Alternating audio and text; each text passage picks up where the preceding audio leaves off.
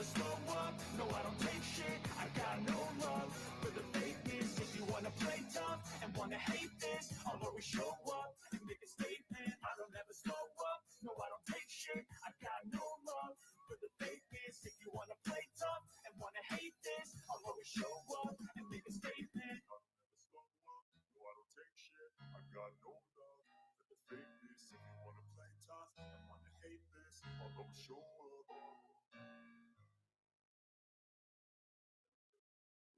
And we are live. Welcome to Square Wars Media's world. I am your host, Square. Welcome to our daily K9 news and entertainment channel. Breaking news, y'all. We heard and we shared that Hogstar had put out a new edition for their cover photo of their magazine.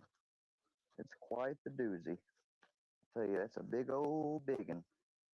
That's a biggin' right there, as they say in the country. That's a biggin'. Boy, that's a biggin'. Boy, that's a big old biggin'. Big old biggin'. It's a big old biggin'. Yeah, it's a biggin', boy. It's a biggin'. Gene, you got your work cut out for you, my man. I tell you what, you really do. You might want to take some knee pads or something to be able to. I don't know what you're going to do. Anyways, hope everyone's having a great weekend. If you're like me and you just got back from going on a over an hour, more than an hour trip somewhere and back shopping to Walmart, and then you just got back in when it's wet as hell outside and raining, yeah, had to go do some things for Brownie, get some stuff from the house. I got some things I'm working on in the background, so if I appear not to be on as much here coming up, just have to excuse me. I'm also filling up my time with these chess lessons I've been taking. I'm trying to play more and more. I'm trying to catch Citizen Z more and more to play, and some new people I've got added. Um,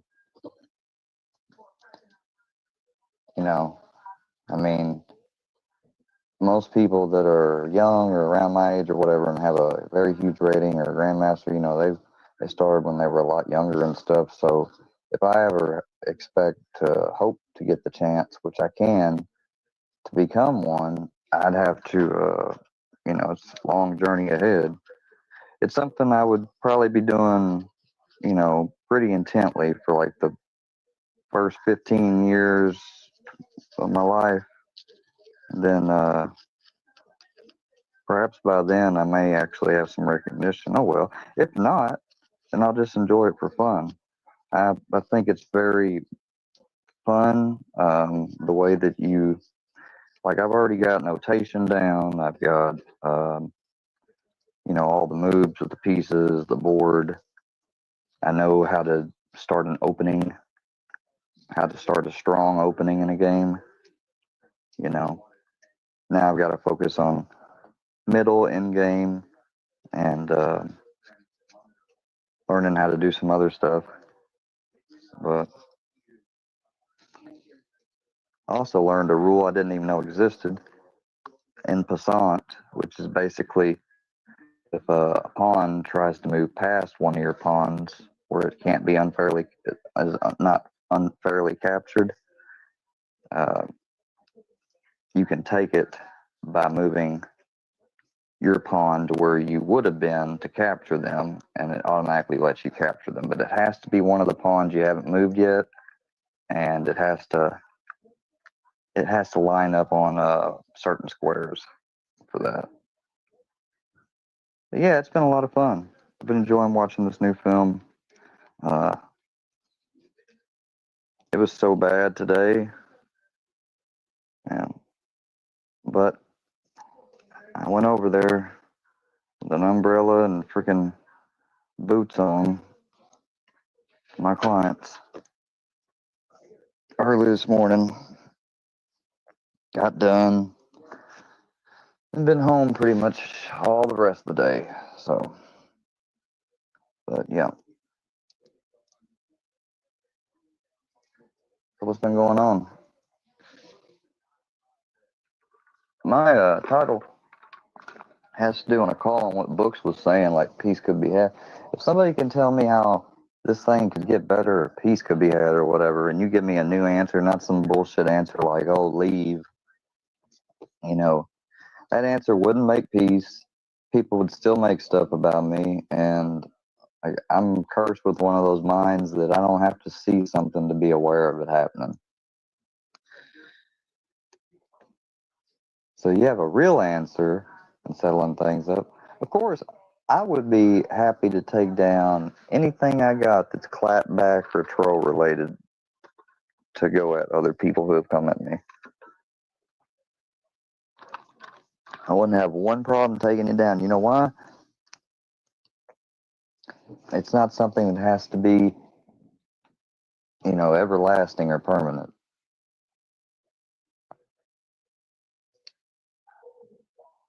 Somebody tried to come in there, boy, they came in hot talking about, oh, revenge porn. Revenge porn. Yeah, revenge porn is when you either date somebody or not dating somebody, and you get sent something intimately that's never been on a public website or shared to the public domain, and that person then goes and publishes it uncovered, full, explicit. Number one, public domain, Pornhub, etc. Skip the games, enough said. Two, covered up, explicit. It's or not explicit, not shown explicitly. That's not revenge porn. Nice try, but it's not. So, good luck there too. I mean, and I hear of a stream where they were supposedly making false FBI reports. If anybody, even a troll, has that stream and you want to share it because you want me to react to it or what have you, uh, come in the channel and drop it. What's up, Z? I'm getting through the Queen's Gambit. Don't spoil anything still yet if you're further ahead of me, but she just got to Russia.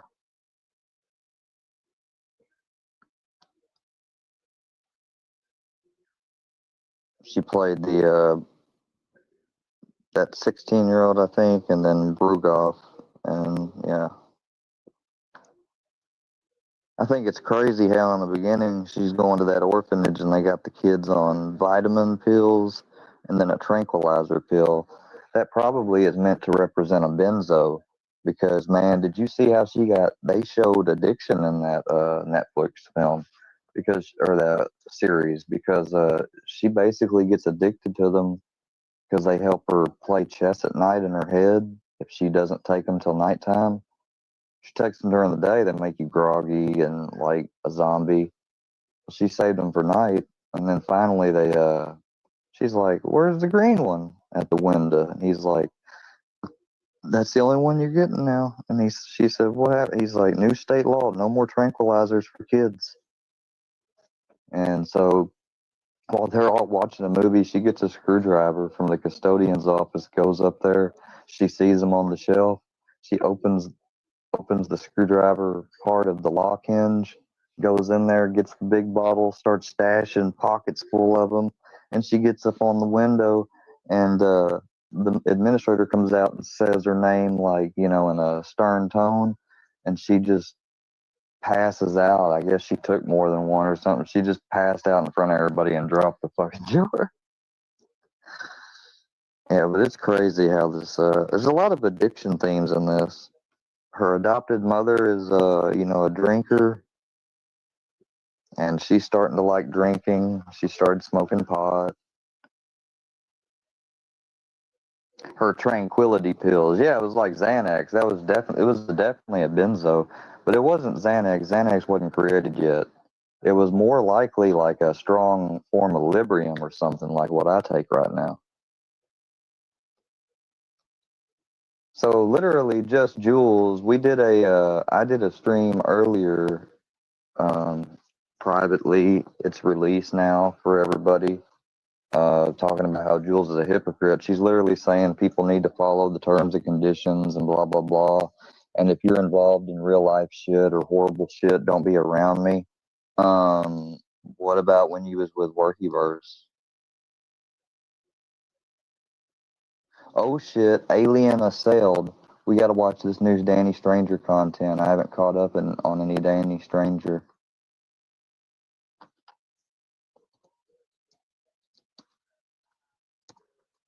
And look, we got some accounts going and sharing. I turned on KC. Somebody said this was the last of the OG group. Now you got nobody to help you. Look, y'all was never helping me. Telling me you don't care, get over it, you too sensitive, blah, blah, blah. That's not helping somebody. All right? I'm naturally sensitive. And I've gotten a lot of tolerance built up. Y'all give me no credit whatsoever. Even though people who don't like have even admitted like I've changed a bunch. You know, even they can admit it. Y'all can't though, because you can't dare to give me a good compliment ever. So here's the thing, you know, when it comes to this shit and these people saying, you know, Casey was last of the OG, I pulled up a video knocking boots in Pound Town, which was an Andrea stream I downloaded. Casey was talking shit about me there, laughing at me like, yeah, Square being as usual. You know, if you see, that's what I mean. Casey has been way too long okay with saturating and hanging around everybody, no matter if they hate her, don't hate her. She don't know which way is, you know, she thinks just everything she's heard and absorbed, agreed with is the truth. She thinks her not caring about it's the truth, and so should I. And then she tried to say, well, did you get off when they were attacking your school?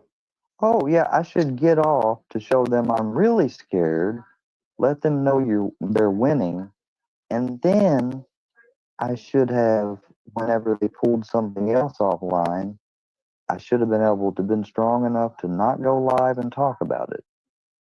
Because that's what it would have ended up happening.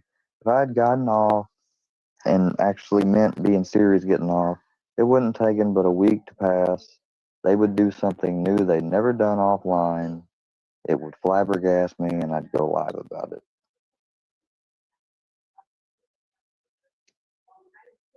By staying online like I did, I prevented something worse from happening. More offline attacks. Because if they ain't getting no fix of me online, they're gonna attack in some way. I'm starting to get to where I can live and be okay with the fact that, put it this way, that uh, they watch me. Probably someone is right now, sniping, whatever, stalking, and they're gonna say all their stuff, whatever they do. That's fine, all their people. I'm all right with that. Like I could give a shit less about that anymore. It's the offline actions. It's the crazy sometimes online actions, but even the online actions, I'm starting to get over and past that shit too now. Hold on, let me make sure I didn't get a. Uh-oh. We got a privacy complaint, y'all. Somebody's triggered.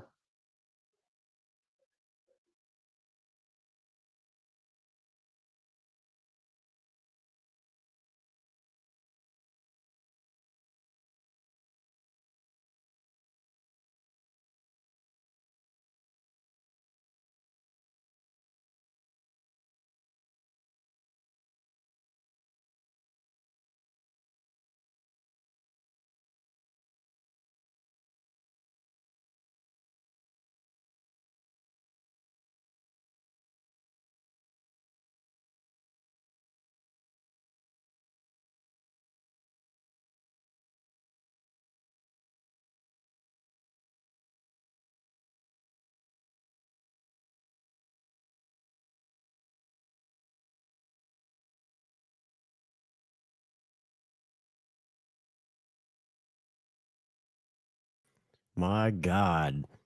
Does he love The this only shit or thing you can what? see, you can't be identified in that. The only thing you can see is your head. Here, let me show you.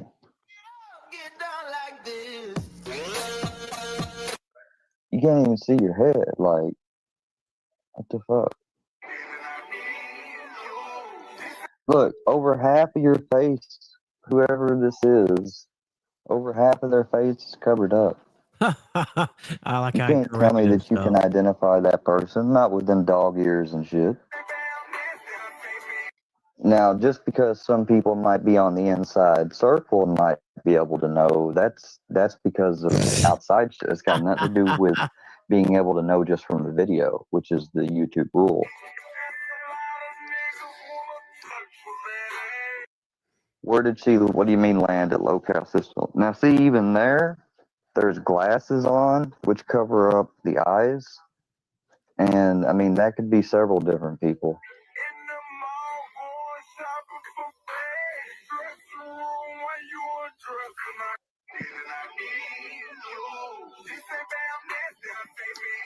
Yeah, I don't know why anybody would want to blow smoke on a cock because, I mean, that's literally like fucking, I mean, that's secondhand smoke. It's so, it's so unhealthy. Skeet, skeet, booyah! It really is unhealthy. Skeet, skeet. Let's look at the privacy complaint. What it says. We would like to inform.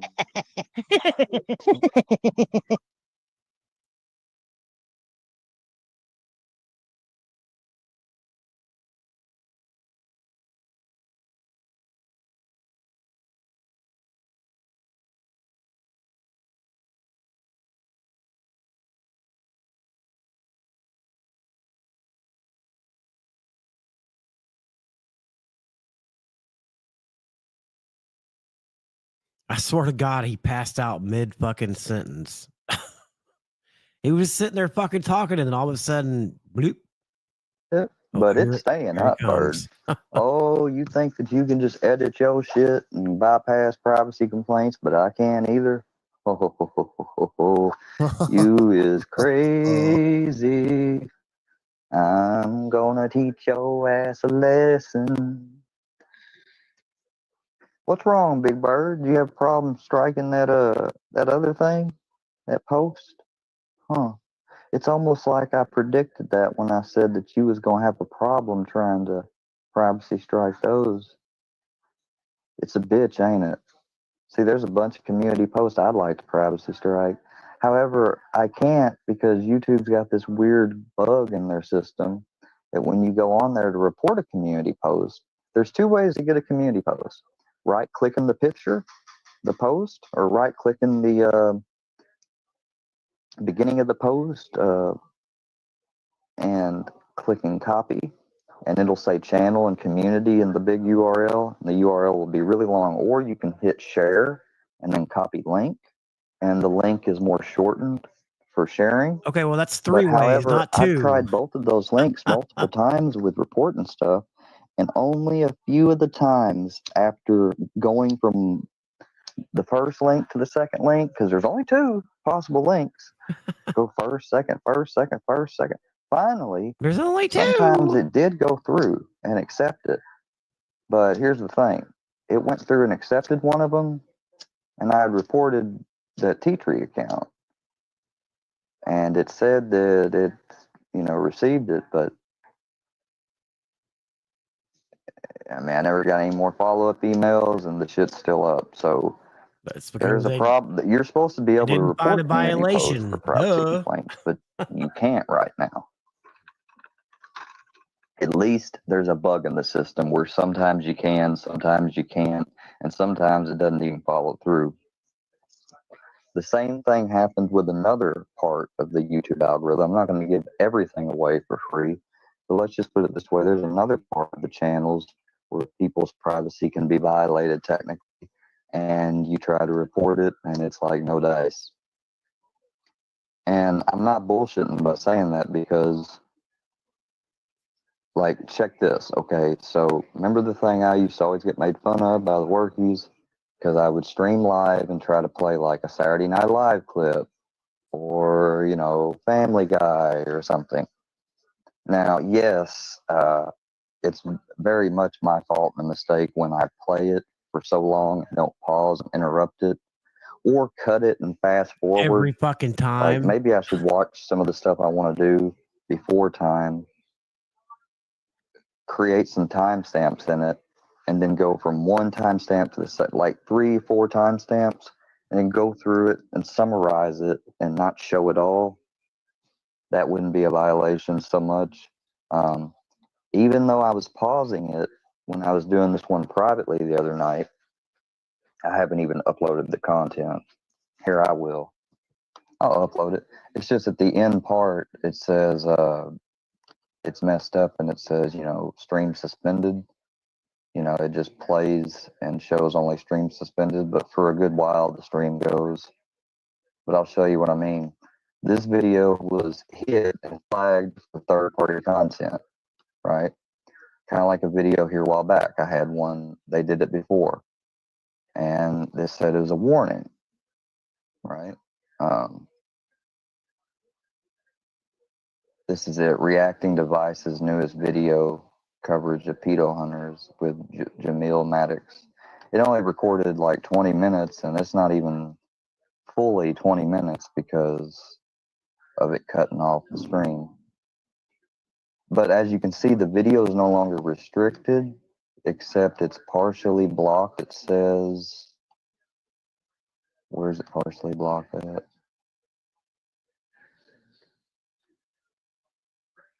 Hold on. He has no fucking clue what he's doing. None. Okay. Good Lord Almighty. Good. Okay. Good Lord Almighty. It says, follow the leader, which is what? Great It says googly it, moogly.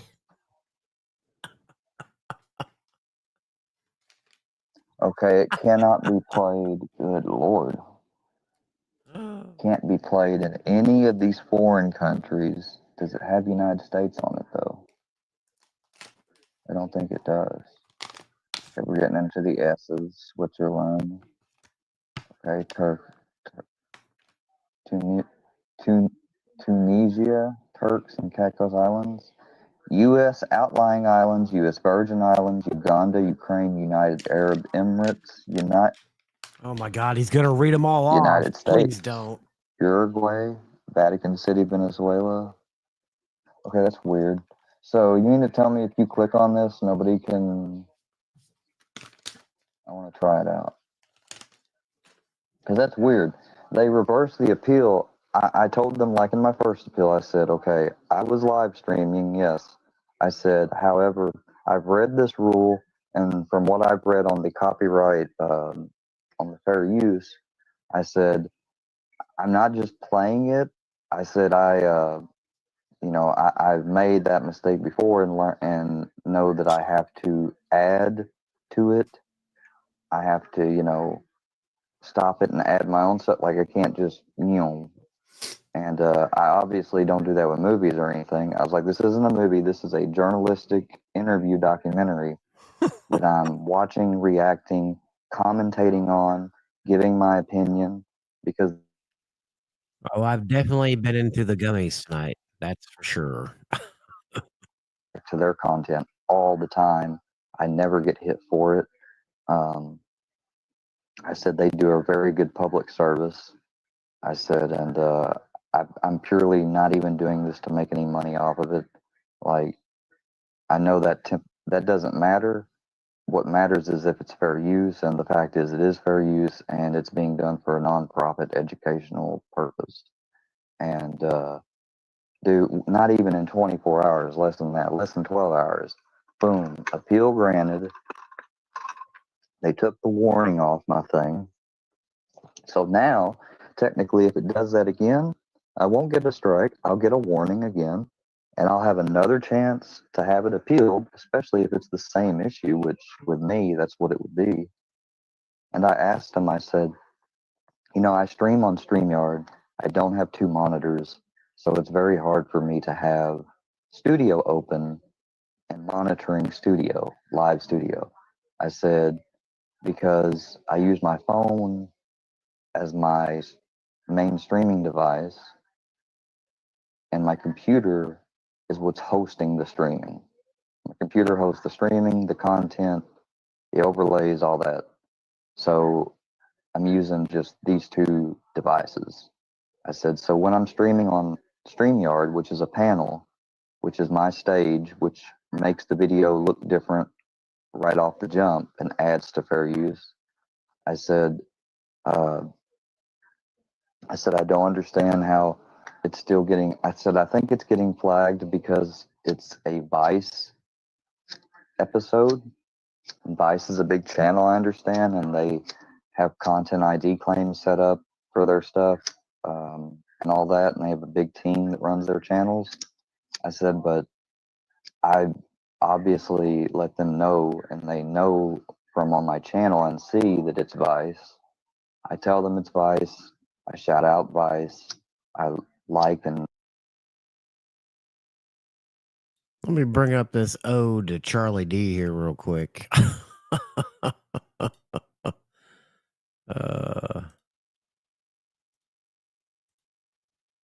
Hang on, let me fix the screen here. There we go. Down in a small town diner, over by the creek, lives a fella named Charlie D, with habits quite unique. His fingernails are dirty, covered up in grime. He picks his nose and eats it nearly all the time. Oh, Charlie D, with your gnarly nails so gross, digging gold in public, not a care, I suppose. Folks all stare and gossip, but Charlie doesn't care. Living life his own way, without a worry or a prayer. He'll sit on the old front porch in his worn-out jeans, eating mama's apple pie in the southern summer breeze. But folks get a little queasy when they see him start to twitch, digging deep for treasures, like a man who struck it rich. Oh, Charlie D, with your gnarly nails so gross, digging gold in public, not a care, I suppose. Folks all stare and gossip, but Charlie doesn't care, living life his own way, without a worry or a prayer. Yeah, we laugh and joke about him, but there's a secret truth underneath those dirty nails. He's still a man of youth. He's got a heart of gold. You can see it in his smile, even if his habits are a little out of style. So when you pass by Charlie with his gnarly fingers shown, just remember there's a story that remains unknown. He's more than just a man who picks his nose with pride. He's got a tale worth telling if you look beneath the hide.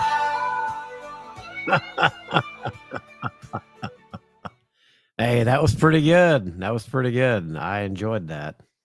Yeah. Even if you don't like AI, that was pretty good. It was a good giggle.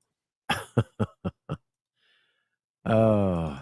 it being a third party claim like stream removed, it may just block your video in some territories and it may say you can't be monetized. You know, and if you want to argue that on the basis of fair use, you can.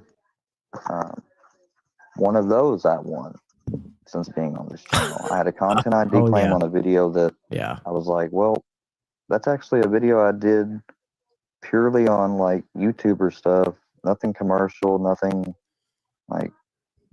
I was like, I want that to be able to be monetized, you know, if that ever happens or gets to.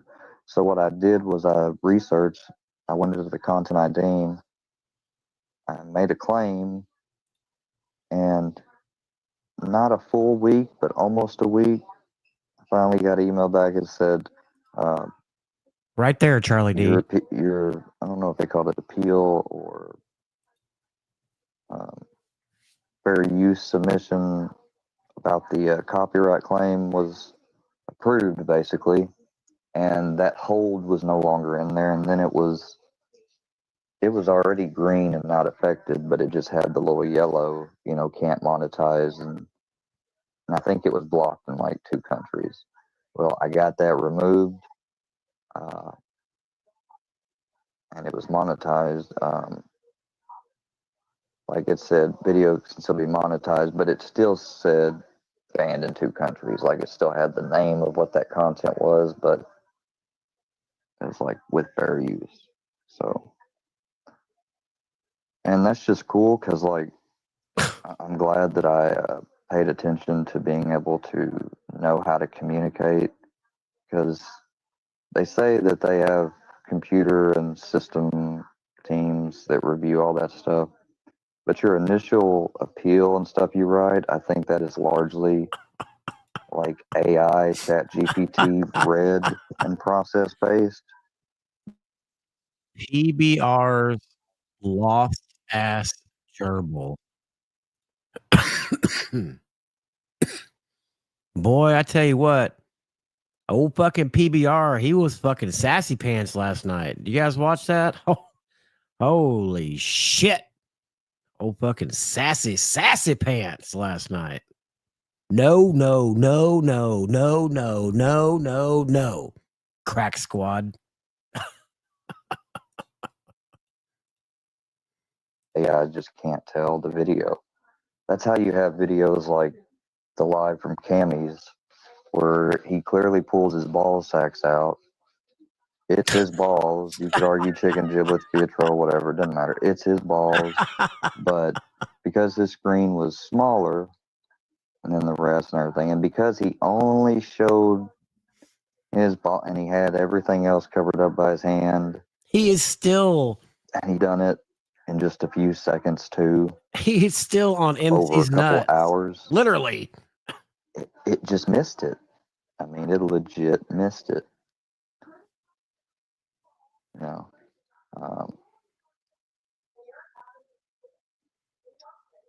getting it removed though.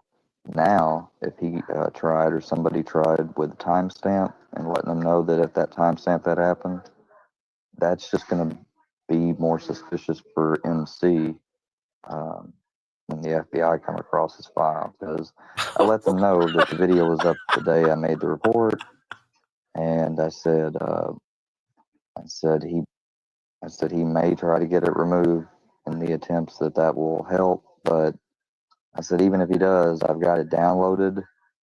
I was like, and I've got screenshots showing the video up and while playing and everything else. He really thinks he's important. He really does. He thinks he's important. Wouldn't you know it, Poor Books? little guy. You didn't just do it one time either. Like MC, you did it twice. Now MC has the deniability of saying he was lying. It was just a troll to freak Iceman out in case he was watching Fusions or whatever. But he did come over and say that he pulled his balls out. Then again, like I said, he can claim he's lying. However, you pulled your dick out that one time when MC was going to you saying that all you do is cry all day. You then pulled your nutsack out a second time while on stream. So you did it twice. And funny enough, I just came across that video today while sending my last farewell messages to Casey Army Vet, my response to her message. And I was looking through all the stuff that we corresponded with each other and sent. Did you know I don't think there's but maybe one thing I sent her, and it's not explicit or anything or gossipy or spicy? It's not. No, but she sent me several things. She sent me both of the times of you flashing. So I have a second one now. I have a copy of the first, and I've got a new one of the second incident. I'm going to make that report tomorrow. I've taken a screenshot too of it, of her showing that she done it. She could try to go back in there right now and hit unsend or delete, but I've blocked her, so my messages with her are going to remain the same no matter what she does. But I have no sense in wanting to put them out unless I just absolutely have to, or if she decides to and tries to cherry pick and only put some whatever out. But I told Casey basically, I'm done. Like with I was like, I'm not gonna give you special privileges than Chi Chi or anything else. I was like, and if you don't want to accept my boundaries that I have in being a friend of mine and being a mod and supporter of my channel, I said, you don't have to. I'm not saying you have to. I'm not trying to force you to. I'm just letting you know. That's why I kind of was like waiting to hear what she had to say, and she kind of flew past it when I said, uh, you know, I'm not cool with people going to Paula's and birds and stuff and kikiing and laughing up at that shit when they do what they do. And she's like, I don't go over there that much, but I've been to Paula's, and I said, and it's just like I told her in the messages. I said, I didn't even get on to you or say anything about how you've gone to other places. I was like, I know you went to Paula's the day before. You went over there while I was live, and they talked about me, and you hadn't seen me in forever. I was like, but did you leave Paula's and then come see me? No, no, no, no. You, went on with your own life, which is fine. You got to do life. You can't always be on YouTube. But I just thought, like, I couldn't help but that stick out. Like, okay, she gets online, she sees they're live and hangs out with them for a little bit. She knows I'm live because they talked about me and probably sniped me a little bit, or at the very least mentioned me that I was live. I was like, but she doesn't even come by, pop on for a second. She don't message me, nothing. The next day, she comes around. I drop the link. She says, what's been going on? Because again, she hasn't been around. Uh, and I said, oh, um, I laid it out. I was like, we've gone back to the pedo stuff. I was like, look, they first called me a diddler and stuff even back in 2022. This isn't really new, but they've upped the pressure on it. Like while they use that name, they didn't use it all the time so much because they knew they couldn't prove it. I mean, the fact that Triple T threatened to have stuff put on my computer by a black hacker in my videos so I would go to jail for life, unquote, his words, not mine, that should tell you that one, if someone's going to threaten to have it put on there, then they don't already suspect you have it because they don't think you're a pedo. I mean, that's just basic deductive reasoning. Otherwise, they would say, I'm going to hire a white hat hacker to expose your computer.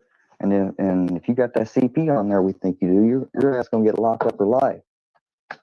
That would be a lot different than I'm going to have a black hat hacker implant some CP on you that you're not getting or wanting to get you locked up because we just don't like you and you reported in the fucking video, you piece of shit.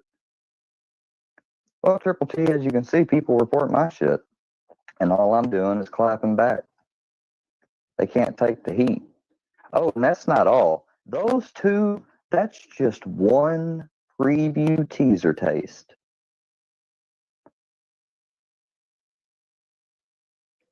The next one, if I have to put out, because they don't stop like I've been begging and asking. Even did it in a nice way that day when I fell for that bullshit about. Right back, my phone's dying. Shit.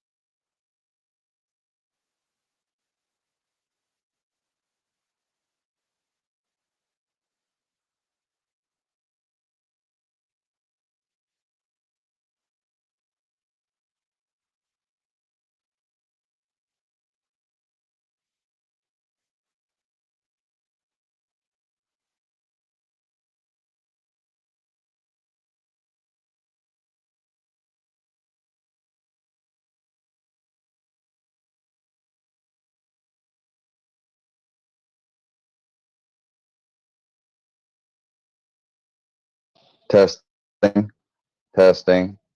Yeah, I got this on now, so you can hear me till I get that back on. Oh shit! Damn it, that sucks.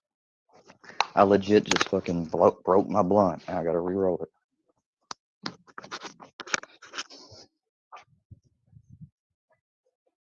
You know, I used to let it bother me because, and this is the trick that they hope on.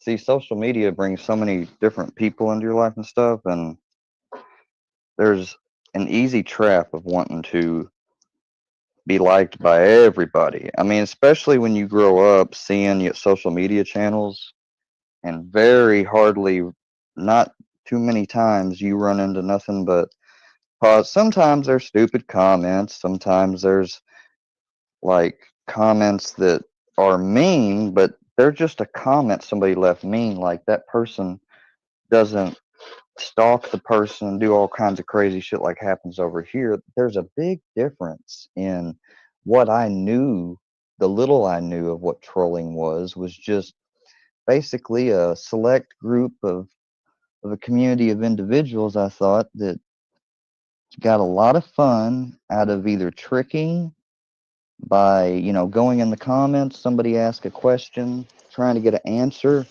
and they make them think that they're giving them the answer, but they're just leading them down a rabbit hole that literally at the end, they're going to be like, dope. Well, that was just a complete waste of time. That was a lie. There's a lot of videos out there that claim, like, if you're having a problem with your phone or something, this has happened to me a bunch of times. I'll look up videos and I'll find one that says what I'm exactly looking for. I go to it. I look at the comments immediately, especially if it's more than a minute or too long, uh, just because I've had this before. And if the first, second, or just the first couple, there's a comment, at least two, sometimes even just one's enough, but usually there'll be more than two, or just two, or two in a bunch of in foreign and that you can't understand. And it's say, wow, you showed us how you do it, but when we go to our option, that option isn't there. And that's the exact thing I thought. I was like, well, he's showing us how to do it, but when I go to do what he says and I click there, only some of my apps have the option to go split screen, and none of them say freeform. Well, then I found another video, lo and behold, finally, after one more pointless video, I found another video that said, okay, go to developer options, and then there's an option that force any window to be resizable, basically, or freeform. Click that, turned it on, boom, solved my issue. I mean, that's just the way the internet is. Um, But this crazy trolling, like Jules was on there saying so much stuff, like you can't be using someone's picture. I'm like, Jules, you have an emoji of Bambi as a corn cob. Yes, it's very hard to tell. You were very good to make the opacity stronger than normal. You were very good to put it on a small image. And I think you did it in a way where it just has the outlines. I mean, it shows her face. I know I can tell that that's her face. Like, I can tell that's her face. Now, would most people? No, but you'd tell them.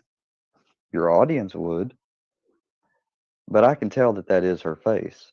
But she would probably, I'm sure, have a hard time getting it removed because when you get to that stuff, it's all about editing and how you edit it.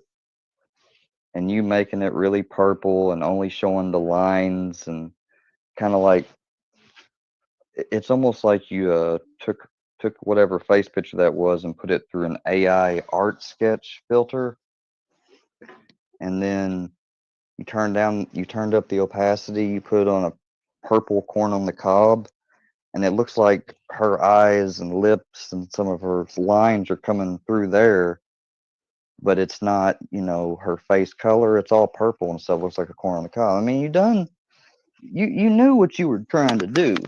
Don't say you wasn't. Why do you think on some of my fictional characters I made, because they do sometimes resemble someone that could be mistaken or identified as them, even though they're fictional characters. It's you know, like, you remember Homies, the little vending machine characters?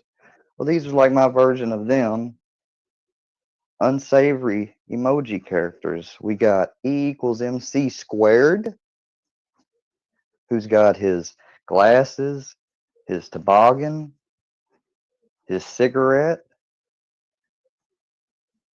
and he's holding a cigarette with some of his teeth showing, that yellow tooth, and doing a quirky smile. You know, we got him. We got our other unsavory character, the frog, with his dad, Mr. Roostercock, pouring the cock. Well, getting ready to pour the cock. AI wouldn't have him directly mounting the frog, but AI did make it to where the frog is bending down. And, you know, like, I literally put in there, fucking a rooster, fucking a frog. And, yeah, I mean, it got pretty close. And it didn't flag me either for writing fuck. You can write ugly in that AI. How do you think I made those pictures of the Warthog sisters look like fictional characters in AI? I didn't use any photos of them, nothing.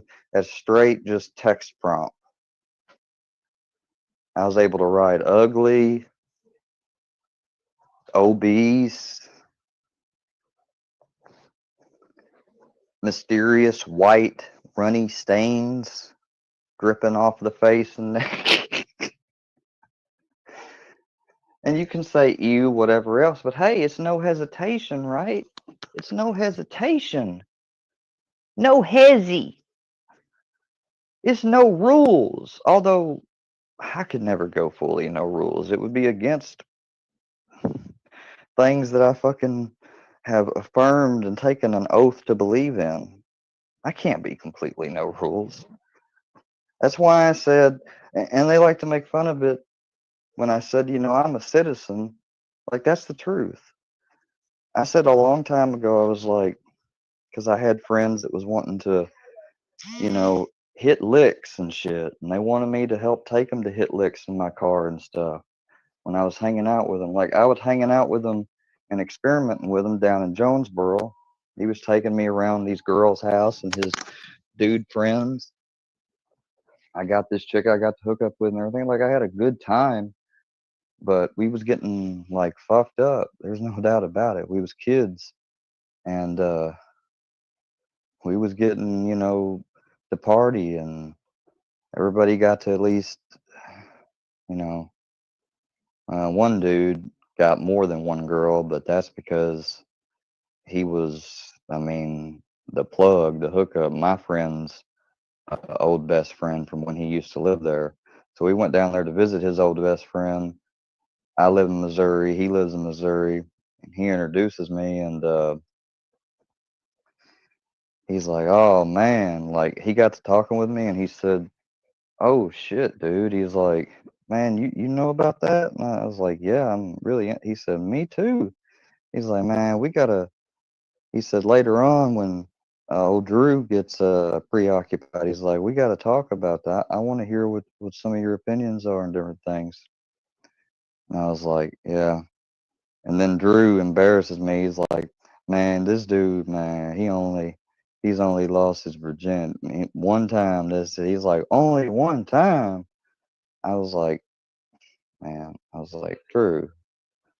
I was like, "Yeah, man, like, you know, he's like, "How did it happen?" I was like, "We was playing quarters," and he's like, I was like, "My best friend was this chick's best friend, so she kind of hooked me up with her best friend in a way." And he's like, "Oh, snap." He's like, "You should have gotten a three-way with her." I was like, "Man, my friend who's the best friend of the girl that she got me with," I was like, "Me and her are like brother and sister. We couldn't do that." He's like, you say, but are you really her brother though?" I'm like, "No, but that might as well be." Like, you know, I used to hang out with her since we were young, and I've been around her a lot, and I just don't see her that way. He's like, "Trust me, y'all got fucked up enough. y'all see things anyway. I was like, okay. This dude was something else. Like, he was trying to be like a Hugh Hefner type. And I told Andrew, I was like, man, he's really crazy. He's like, you got no idea. He said, well, Mr. Willie, he's like, we got some chicks coming over tonight. And he's like, and I know one of them. He's like, I'm expecting you. He's like, I'm really expecting you to get two. He said, but he said, but just want to be, it won't be pathetic. And I was like, how does anyone gonna get two when he's like, oh, you gonna see me get two? And Drew's like, he's like, yeah, man, but that's not. He's like, I won't even get two. He's like, no, no, y'all right, y'all right. There's a reason I can get two. He's like, but he's like, y'all gotta work your magic the old fashioned way, impress them. I said, y'all, what have y'all got me into? He's like, man, nothing, just relax. Like, I was always the uptight one. Like, I didn't want to ever get in trouble. Like, when I go out smoking with my friends, I'd be like, man, are y'all sure this is the right spot we should be at? I'm like, man, the police could roll up anytime. He's like, man, the police is never gonna roll up here. Stop tripping, Willie. And I'm like, man, I was like, I can't be getting in no goddamn trouble, man. I was like, hell, everybody's expecting me to make a change from, my siblings' journey. They ain't expecting me to follow in the same footsteps, and I ain't about to, you know. Like, that's what I'm saying. Some of these trolls on here, they try to get y'all to believe, like, I just put my grandparents and anyone all throughout my life through hell. That's complete bullshit. When I was growing up, uh, and I'm not shitting on my brother. My brother's come a long way. He's responsible now. He, he's been responsible for a few years. Not just now, like recent, but he has been. He, is a one woman dude, which he wasn't always that way starting off. Um, he's a present father. He works. He hustles. You know, yeah, he's been to prison for a short. I think it was only short, like 120 or 6 months. It wasn't. No, I think it's almost about 6 to 8 months, something like that, the longest, and the 120 maybe, something around then. Um, he's no longer a felon now because of the Marijuana Reform Act we passed in the state. He just barely was at that amount where they could, charge him serious. That's what it was. Um, you won't believe this though. Another dude actually ran over a kid on a bike who was a friend of my brother's, who was actually kind of responsible for my brother getting really bad on the Xanax and the pills. And he was driving fucked up, drunk, on pills, who God knows what. He runs over, man, and he kills this kid on a bike. They gave him, of course, vehicular manslaughter, DWI, Um, could you believe that this dude technically, because of the amount he spent before trial and all that went through, and because of the deal he got, he legit didn't go to prison as long as my brother. My brother went for just barely maybe over a year total combined, once on one charge and once on the same charge again, just a little bit more,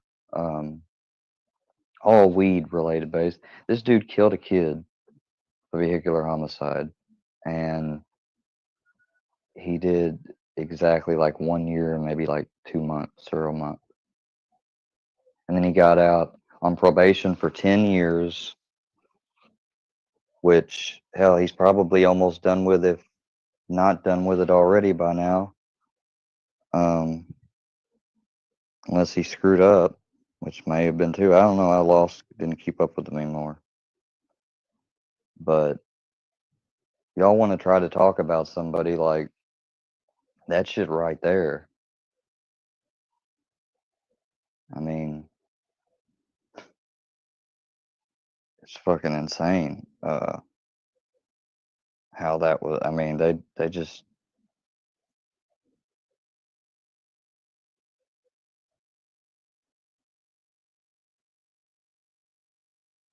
that child didn't live with.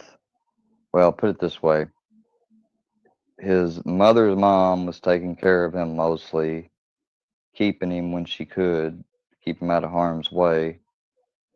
He'd occasionally go to his mom's, and supposedly, like, she had different guys over there all of a sudden. Like, it wasn't a safe, stable environment for him. And so, the grandmother took over, basically. He was out riding his bike,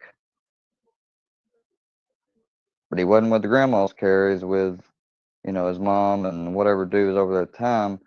They didn't keep a close eye on him. They didn't enforce rules or nothing. And he kind of just had his own way. And, I bet when he was at his grandma's, he hated being observed that much because, on the flip side, when he's over there, he can do as he wants. So when he did that as he wanted, he drove way up towards Main Street on the main little highway road. It's not a highway in the city, but it eventually turns into a highway. You keep following it. It's Route 84. Goes all the way through where I live and goes all the way through this town where the wreck happened, Crothersville. Goes all the way through Crothersville. And it was on 84. He had that. He hit him. And this dude changed his whole life around. This right before I went and had my suicide attempt. He was working with the guy that ends up giving me the kratom capsule that was laced. He was working along with him. He was trying to keep him in work and out of trouble. And his mother had died, in a very kind of screwed up way. And they used to own a restaurant, his family and mom did, called, I'll just say this, it was something on in, like um, wiggle on in or something to that effect, is all I'm going to say. And basically, oh, man, that really destroyed him. And then he got left by his wife, who took custody of his kids, all that. He relapsed. Me and Mr. M, like, we both sternly talked to him one on one. Like, I told him, I said, dude, I got no right talking to you really, because I'm still not fixed. I was like, but I'm not like I used to be. I said, I don't just say fuck it every day. Like, I manage my money better. It's not like when I was young. When I was younger and I first started, like, inactive addiction, yeah, then I mooched and stuff heavily. Um, if I didn't, I would have had to steal or some other crap. So I didn't, do all that crazy fucked up shit, but I did mooch. I did lie about what needing money for and what I used it for, and that was bad enough, you know.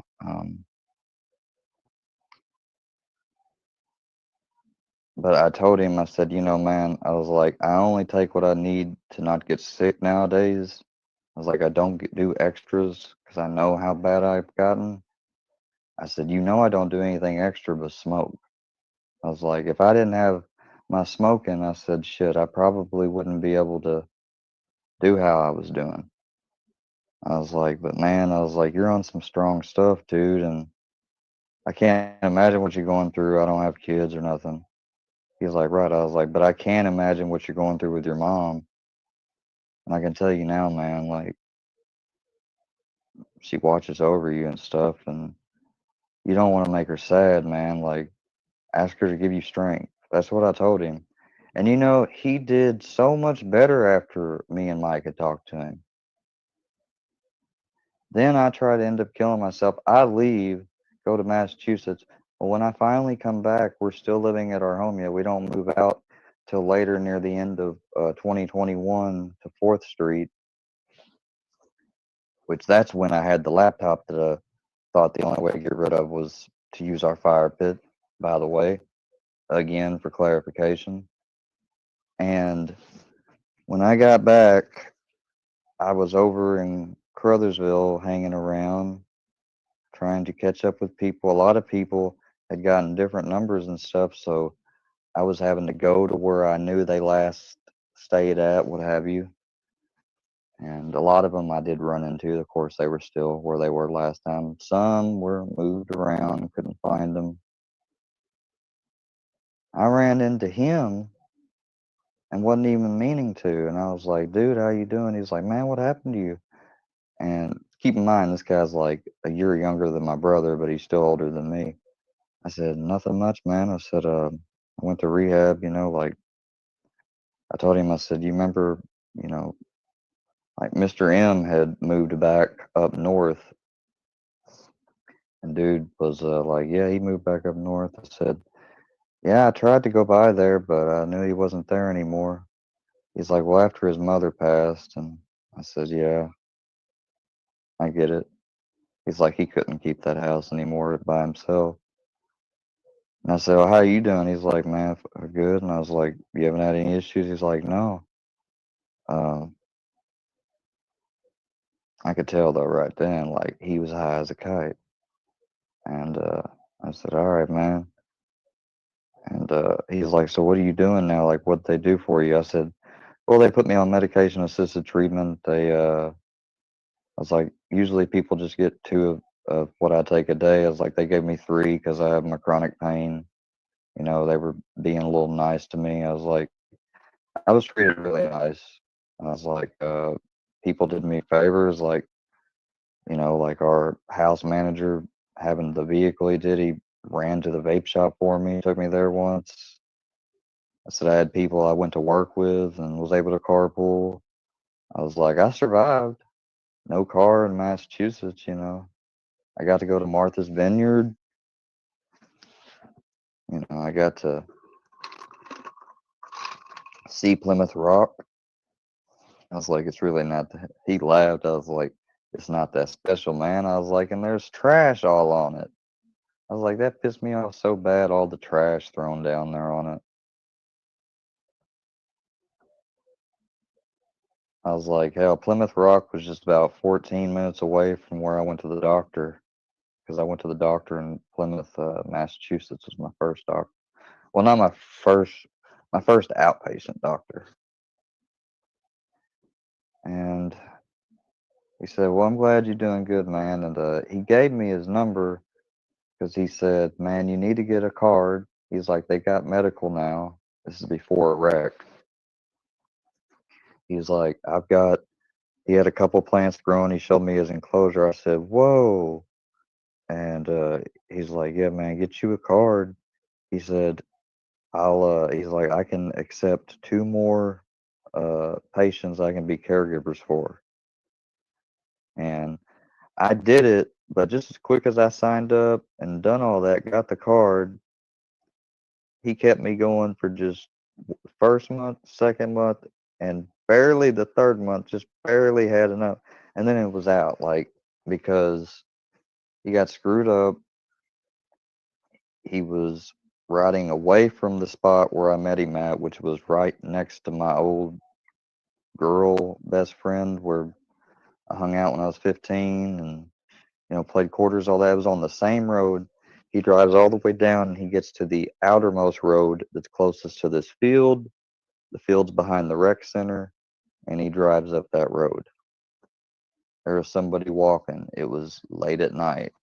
Apparently, he didn't have his lights on, they don't think. And there's lights on that road, but not as many as normal roads.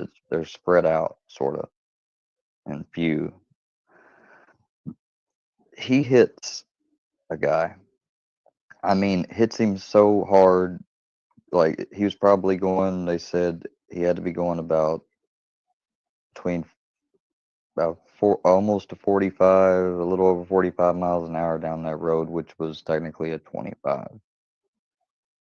And he was going down there. He hit the dude to where the dude didn't go all the way down the ditch, but had initially fell and went forward and was on the side of the road, like part of his body on the road still, some of it starting to get on the side, heading towards the ditch area. Well, he stopped. He got out. He realized the dude was gone. He wasn't breathing. He didn't try to give him mouth to mouth or anything. Instead, I told you there's like corn wheat field there, really tall, the ditch before the field.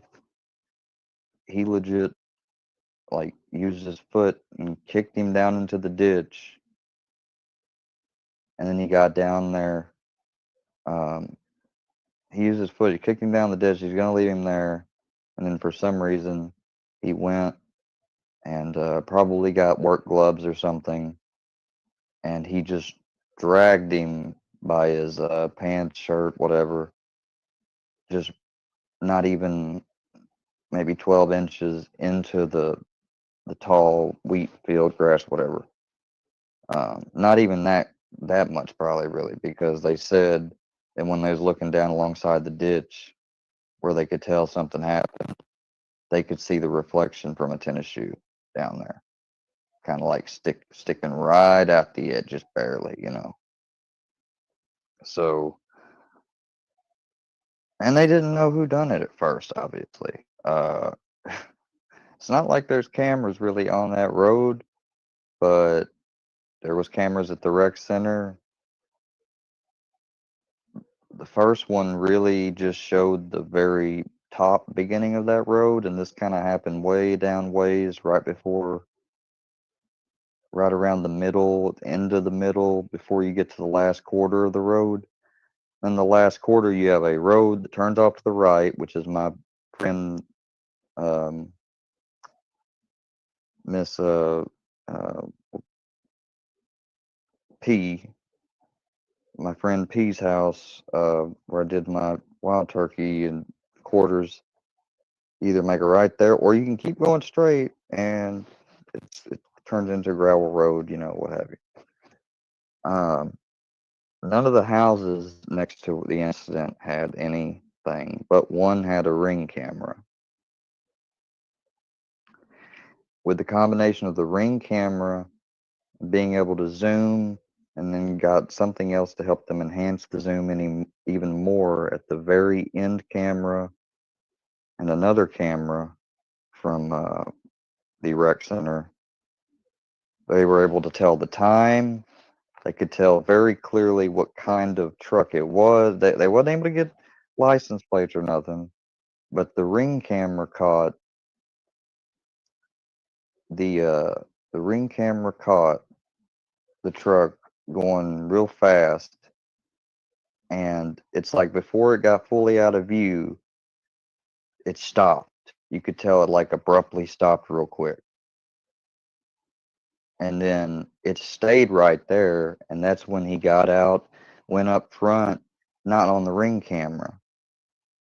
Goes around, kicks him down the ditch, still not on the ring camera. He comes back around on the back side, looking probably for the gloves, and then gets in the back of his bed and got the gloves out of there, his truck bed toolbox. And then they see him go back around, and then he's gone for a moment, probably moving him, obviously.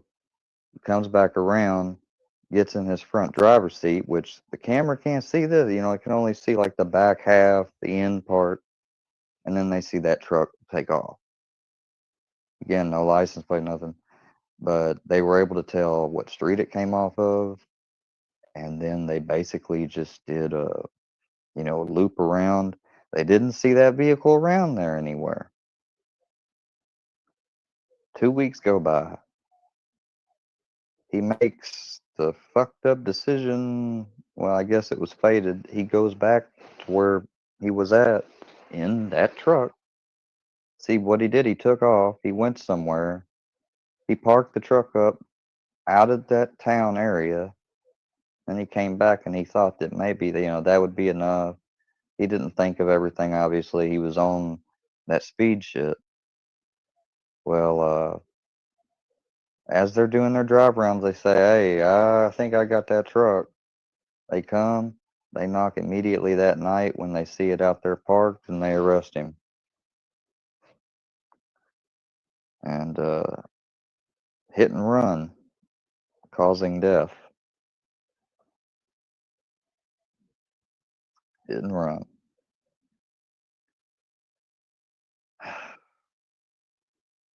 He was a really I could never have imagined him doing something like this. I mean, this is a dude that was very athletic, very good in school, uh, very good with ladies, women. Um, had a caring family. Went through some tragedy. Just got out there on some bad stuff, and I attribute a lot of it to him being on that shit. I don't think I think if he was sober, he'd be scared shitless and probably would hesitate at first, but I want to think that he would have, made the call, because if he would have just made the call and, he wasn't fucked up or anything, but he probably was, and he figured, you know, but if he had made the call, he wouldn't got hit and run. He might have just got manslaughter, and DUI, whatever. But I mean, people do crazy shit when they think that, things that they would never have done before or even contemplated. If they ever got asked, they probably said no, but yet they're in this desperate situation, and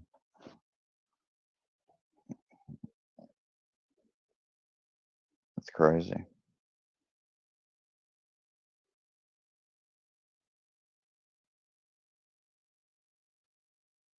And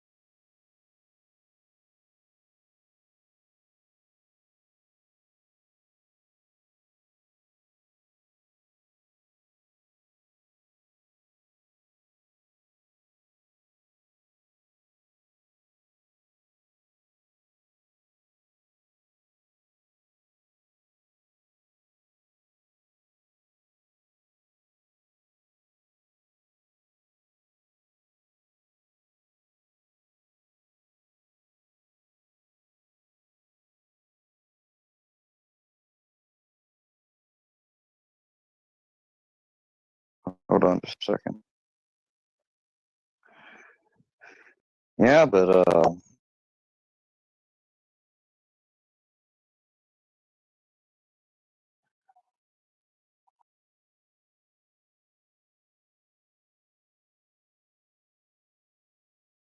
friend Andrew,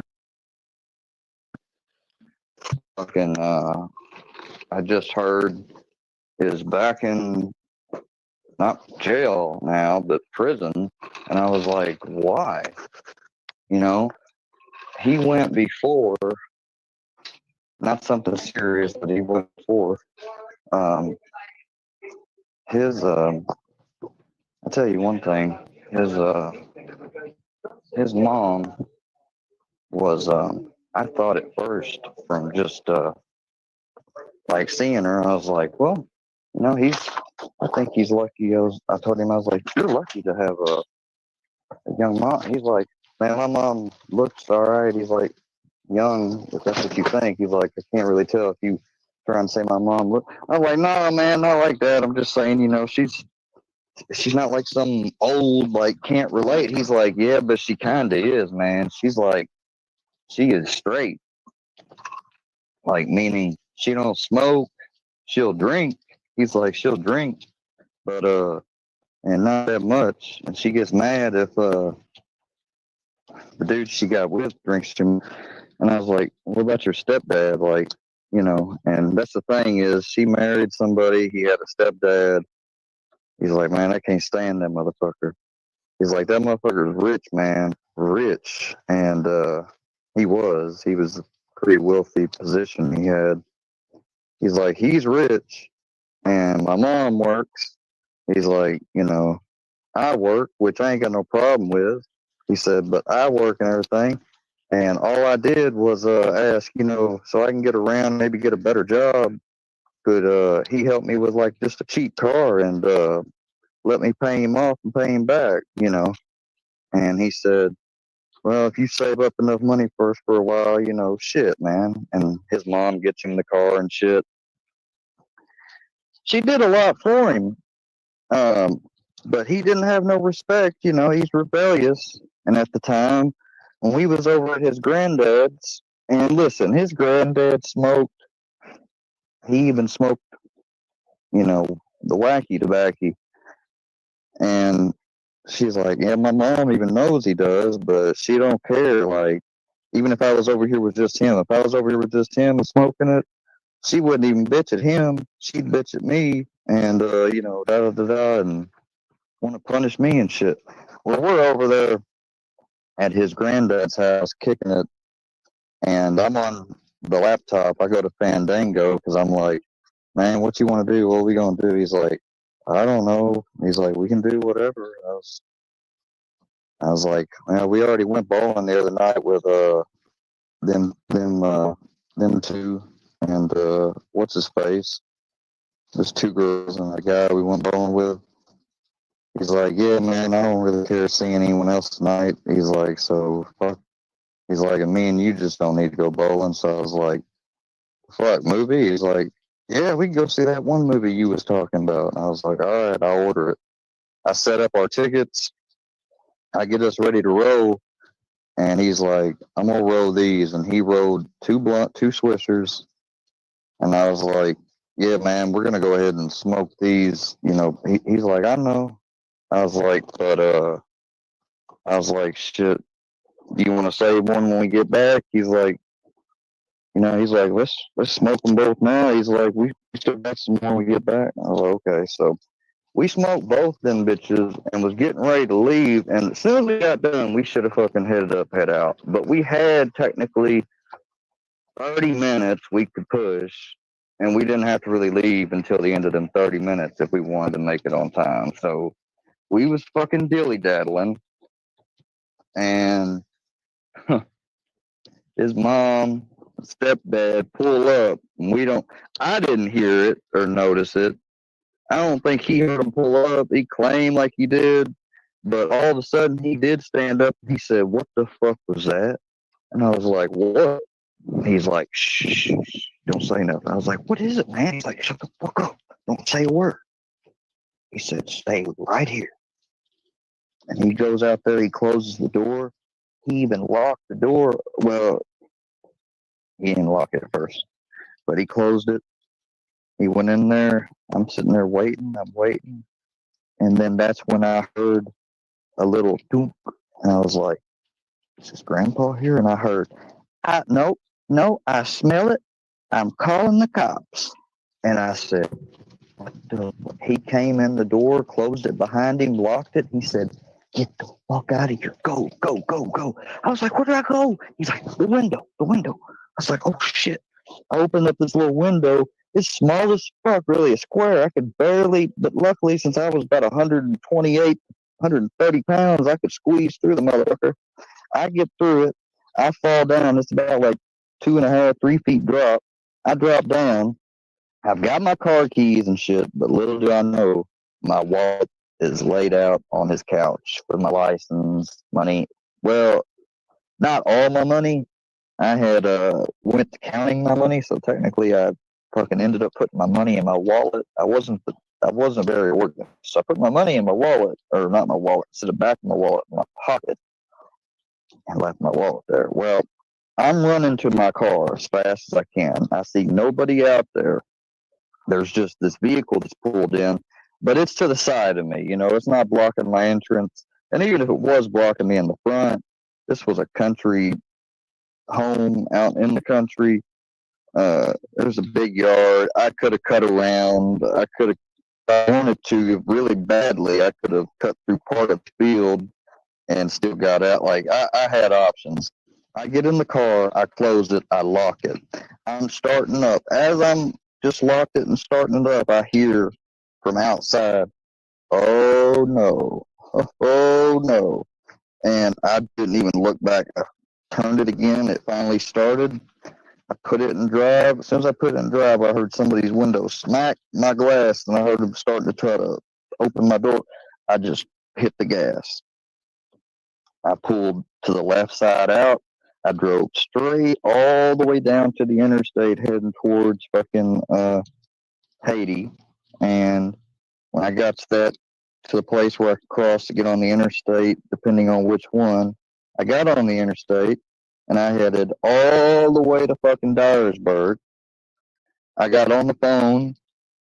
I got my tickets refunded back to my card, luckily. But I still drove all the way to Dyersburg for some. I was so scared. I figured that, they're gonna have me pulled over. They're gonna be looking for me, And who's to know if he don't tell him where I live? I was like, well, he don't know yet. So I was just paranoid. So I drove all the way to Dyersburg, which is, I say all the way, is only about a good 30-minute drive, a little over 26, 27 miles. I get there.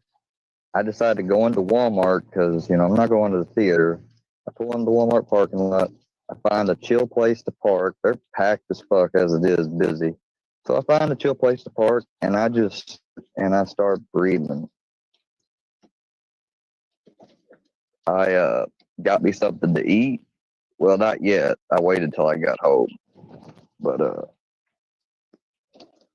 I had got myself something to eat. Once I got back home, I ended up staying there for about 15, 20 minutes, and I thought in my mind was thinking like this: all right, if they made a call, they looked around for a little while, they probably called and started looking as I was going, but since they didn't know, I looked like I was heading back to Haiti, but I didn't go to Haiti. I went left, and I literally did a big, like, I should have turned right, but if I would have turned right, I would have had to gone through the main city and uh, main byway and go straight through the main road in town. I didn't want to go that way because cops could be sitting up anywhere, hear me over the radio, pull me over. So I went down towards Haiti. Instead of going toward Haiti, I went the opposite direction, which gives you the option to then go to Arkansas or Tennessee. I go Tennessee route, which takes me around to the backside of Crothersville, all the way around the backside and the complete opposite side. Let's see, that would have been west. So I was all over on the east side heading towards Tennessee. And yeah. And then once I got into Tennessee and got to Walmart and sat there for 20 minutes, I was like, by the time I cross the state line back, I just have to go straight through the interstate to Haiti, get off the exit, and then I'm not even a mile from my house. I drive that 1/2 of a mile around the curve, make a right, turn left on my street, and I'm the second house on the left. I was like, there's no way. So I drove back, and I took my time, did the speed limit, got off on the exit, pulled into the house, didn't get yelled when I got in, nothing. Everything was peaceful. I thought I had escaped it. I was like, thank fucking God. Well, I never did check about my wallet because I didn't get anything to eat out. You know, I'm sitting there at the house, and all of a sudden, our phone rings. My granddad answers, and he's talking for a little bit. And he said, and he came into like the den where I was. He came in there, and he said, "Oh, really?" And I turned around, I saw he was on the phone, and he gave me this look like, and pointed at the phone. I was like, I turned around and I said, "What the fuck?" I was like, he snitched. He told them who the fuck I was. I was like, I haven't introduced myself or my name to his parents. It's like, how the fuck did they get? I was like, what the fuck? Finally, I started going through my pockets for some reason, and I realized, I was like, I don't have my wallet. I said, son of a bitch. And I remembered taking it out. I took it out to use a gift card I had to, scoop the weed together, and, or he did, because that's right, he rolled them. And I gave that to him, and I just left you know, he gets off the phone. He said, so you was over at a house tonight, smoking marijuana? I said, Grandpa, said I was over there, with a friend, and, yeah, he, introduced me, and, we smoked, but we were waiting, and, I was like, we made sure to have some, food to, calm it down. I said, all we was planning to do was hang out and watch movies. I didn't say, I knew if I said, we're going to drive to Dyersburg to watch a movie, like, he wouldn't have liked that idea. So I just said, we were just going to hang out and watch movies. I said, but yeah, we did. His grandfather smokes in there and drinks and smokes that. So, we figured we were fine. Um, I know you don't like it, I said, but I was trying to be responsible. I insisted him that we had to be at the house. We couldn't be out in the car driving, riding around. And he said, it doesn't matter if you do all that. You follow every other little careful thing you can think of while trying to do it. He said, if you're doing that shit, you're gonna get into some bad trouble. He said, now they got your ID and stuff, and you got to go to the juvenile officer on this day. They want to, test you and evaluate you and stuff. Here's the thing, though. They probably told my granddad, technically, legally, we can't really do anything, but this is what happened. But you should just tell him that he has to come see us now. Let us piss him and stuff. Try to scare him straight and get him out, get him off this route, before it, hopefully doesn't get any worse. And because legally looking back, I got told later on there was a juvenile officer there that did the P test handling. It was this dude that was a local, and he actually, a lot of people I ended up knowing, being cool with, knew him. He was like my brother's age, older than all of us, but still young enough to where people knew. He was the assistant juvenile officer. And he told me, he said, man, he said, you weren't ever in any trouble at all. He said that whole thing was voluntary. He said it was just to try to get you to realize and to tell you stories about stuff that we do deal with, to try to scare you into stop using that stuff. He said that's all it was. He said, if you had any lawyer friends or any smart, people that didn't think you did anything wrong, they would have told you, you don't have to go, and they're right, But I was like, damn. Because the first time I went in there, I peed, and they started asking me and stuff, and they asked me a question. I said, no, I was lying, and they said, and they were started to laugh at each other, look at one another, and I was like, what? And they said, look, they said, if you could see yourself right now, your neck is red, just getting redder, redder, redder. There's like rosy red. Your just whole neck is red right now. They said, how'd you get started and stuff? And I was like, I was in class and a friend of mine asked me if I wanted to. Had I ever? I said no.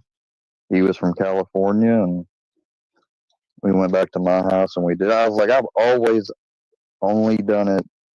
Like, since we didn't end up driving to see that movie that night, I hadn't done it and drove yet. But I had been smoking for a while at that point, and I figured, well, if I eat a little something, I'll mellow out and I'll still be alert enough to drive. That was my thinking at the current time. Again, you got to realize I was 16.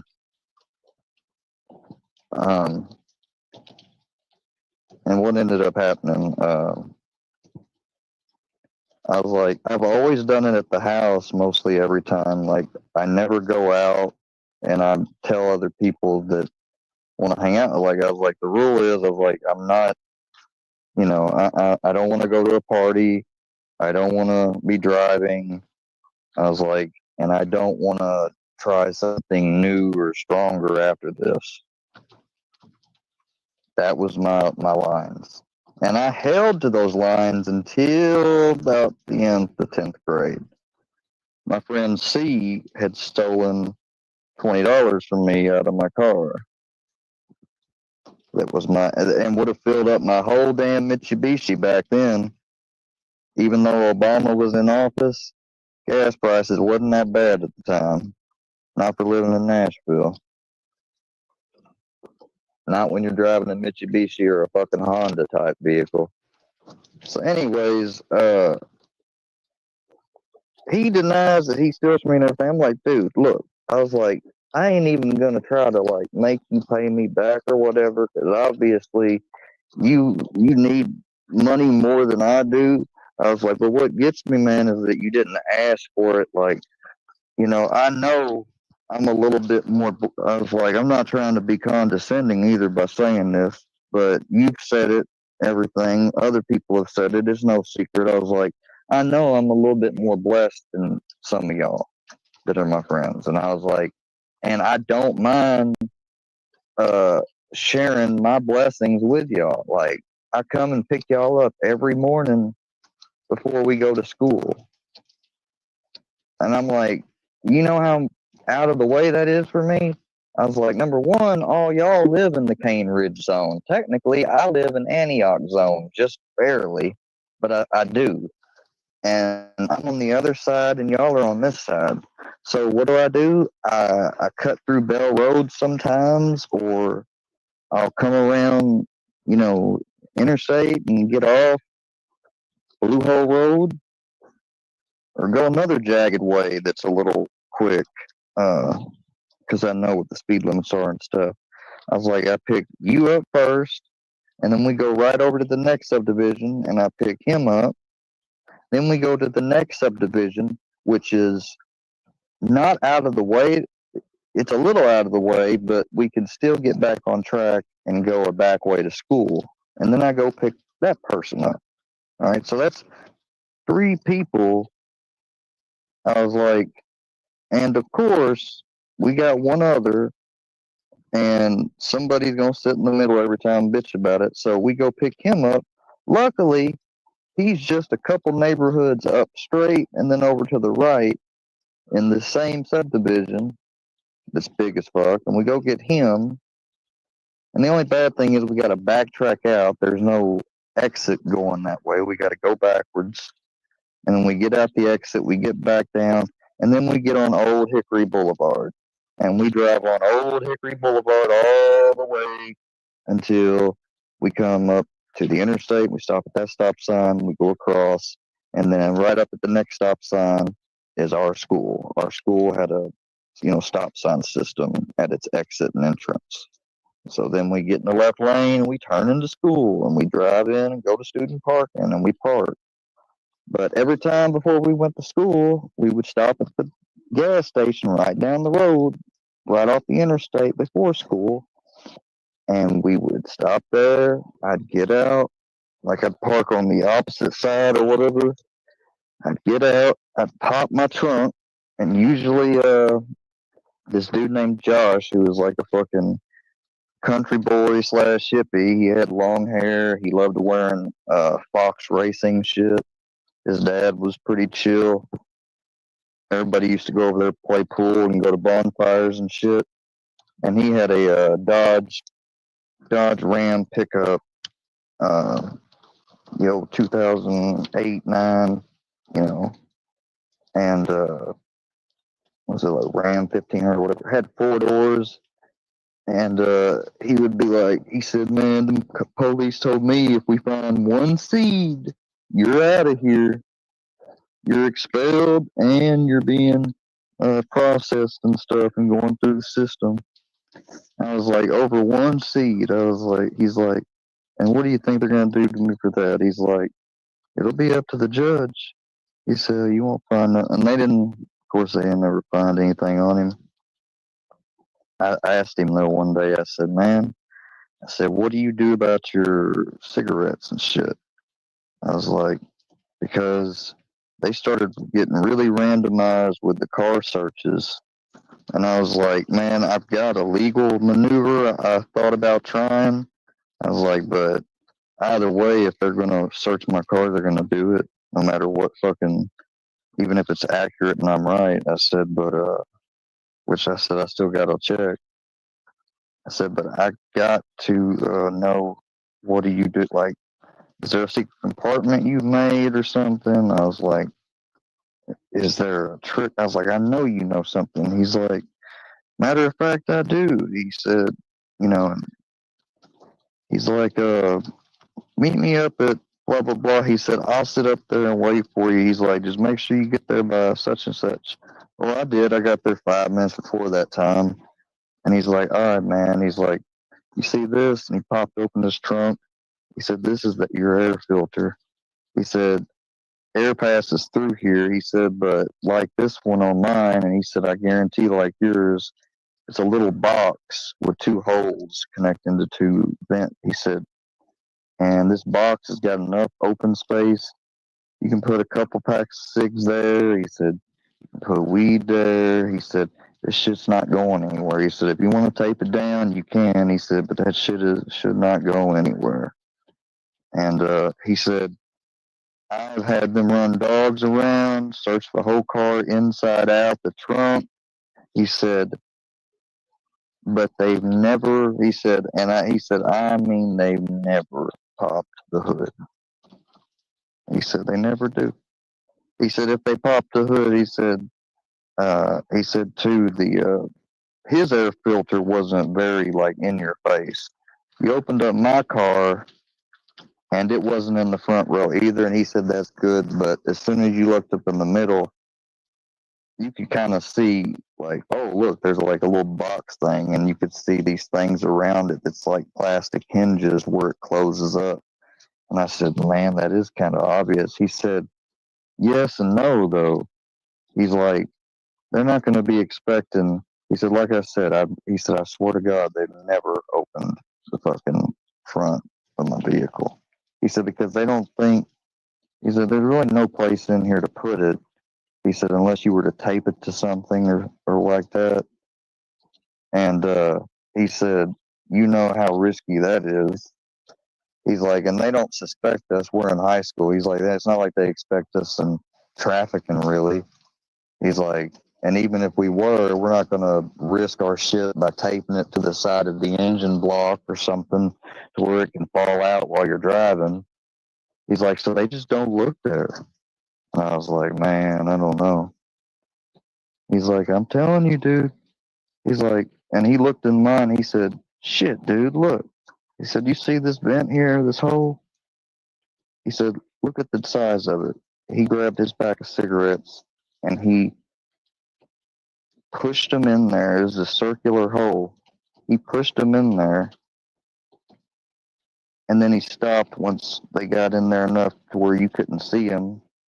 And he said, he put his hands back in, he pulled them out, and he said, other than bending up the box, he said, that shit worked just fine. He said, so even if they open that up, they're not going to see that.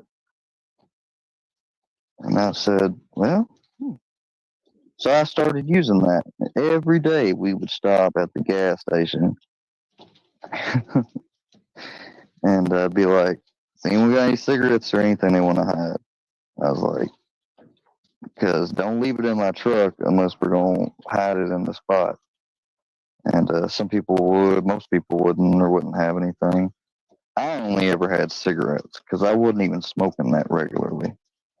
But then finally, when I went to that party and I got my revenge back on my friend C for stealing that $20, what it was I had gotten, this dude had LSD supposedly, and I was like, that's something new. I was like, shit. I said, I was like, what's it gonna do though? Like for real? I said, because I can't. I need to know. He's like, it's just gonna make you feel um, at peace with everything. He said you might wonder about a lot of stuff, and he said you might even have some sense of some mild hallucinations. He said, but this stuff doesn't produce any strong hallucinations. He said it. He said the fact of it is, he said it's not that overpowered. He said so. He said not per square. He said if you want to get real fucked up, he said take 2 squares if you've never taken it before. Well, I had my money and I had his money because the dumbass trusted me to give me his money while he went to try to go talk to this girl to get both of our pieces. I got them and didn't even think about it until after I got them and I was looking at it. And I looked over across where he was at and I thought, motherfucker never would admit about stealing the money. He wouldn't apologize. He ain't got no intention of trying to pay me back. I was like, and he still thinks just everything can be. I was like, man, I was like, and I was like, dude is like, I really had a strong friendship, I thought, with him because I felt, number one, we got along very well. We didn't really argue that hardly. When we argued, it was usually over something that was, not trivial, not ever trivial for real. Not unless he got, now when he would be drunk and shit, he would act fucking a fool and would make arguments up over shit, but over anything. But first, when I knew him back then, he didn't drink yet. But his stepmother, his parents that adopted him, because he was adopted, they were from California all originally. And I remember meeting them. I really liked his dad. His mom kind of gave me the creeps a little bit because she would love to stand with her arms crossed and just gawk at you, you know? Like she would sit there and just stare at you, and she wouldn't break eye contact. If you were giving her straight up eye contact, which I did sometimes, just to see, like, will she, turn away or something? Giving her straight eye contact, she just maintains it. The most she ever did was look down a little bit and look, and her eyes were still on me.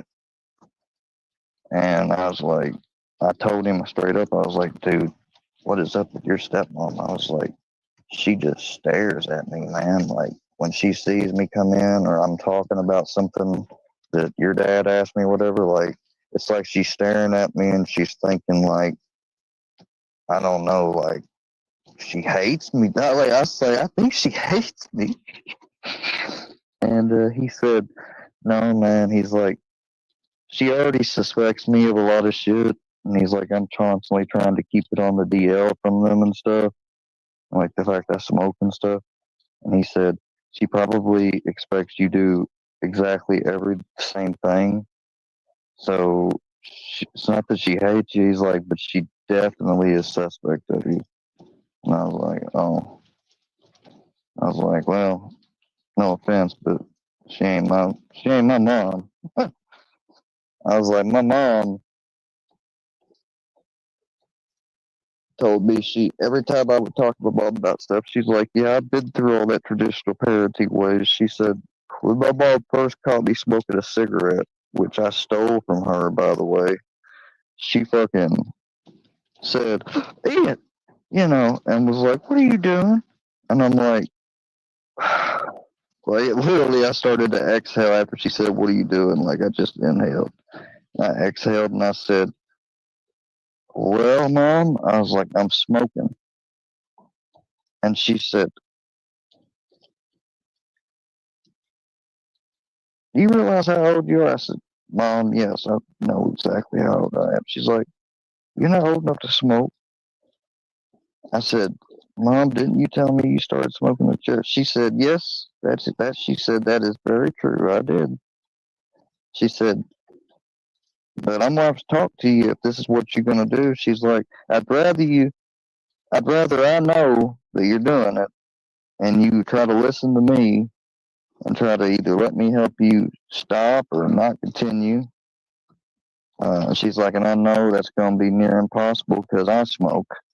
So you're not, you're going to wonder why can't you do it?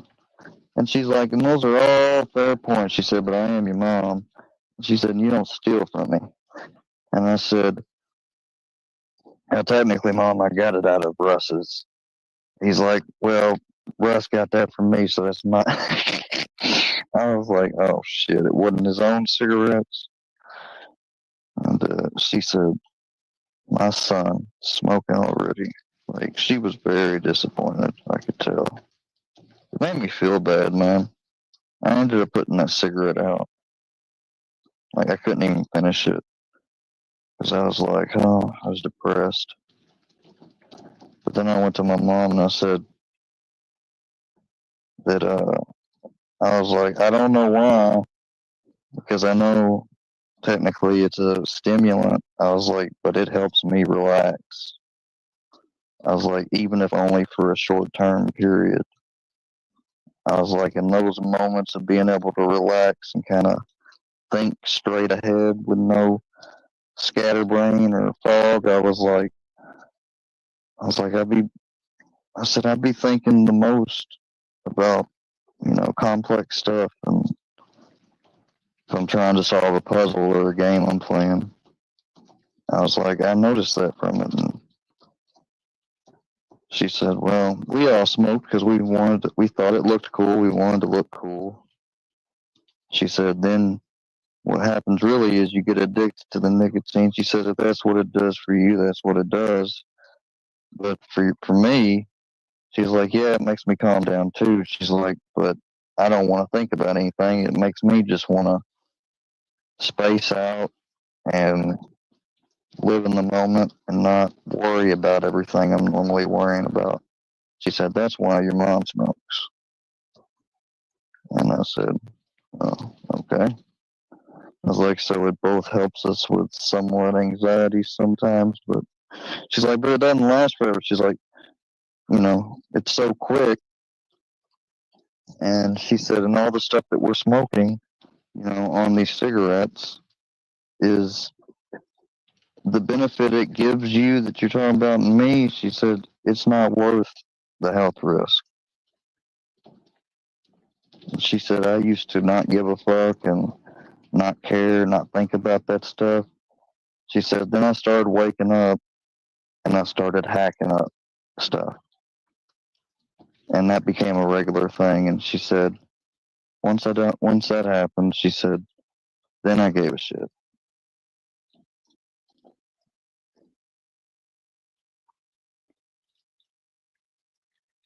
She said, your Mimi smoked and your Mimi stopped smoking when you asked her to as a child.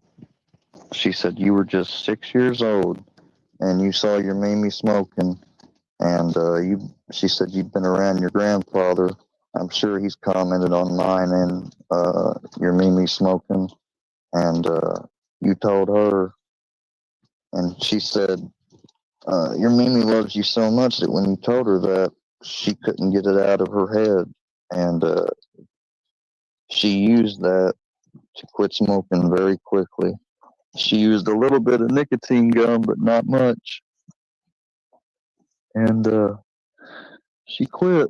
And she said, and your Mimi smoked more than anybody. She smoked more than me.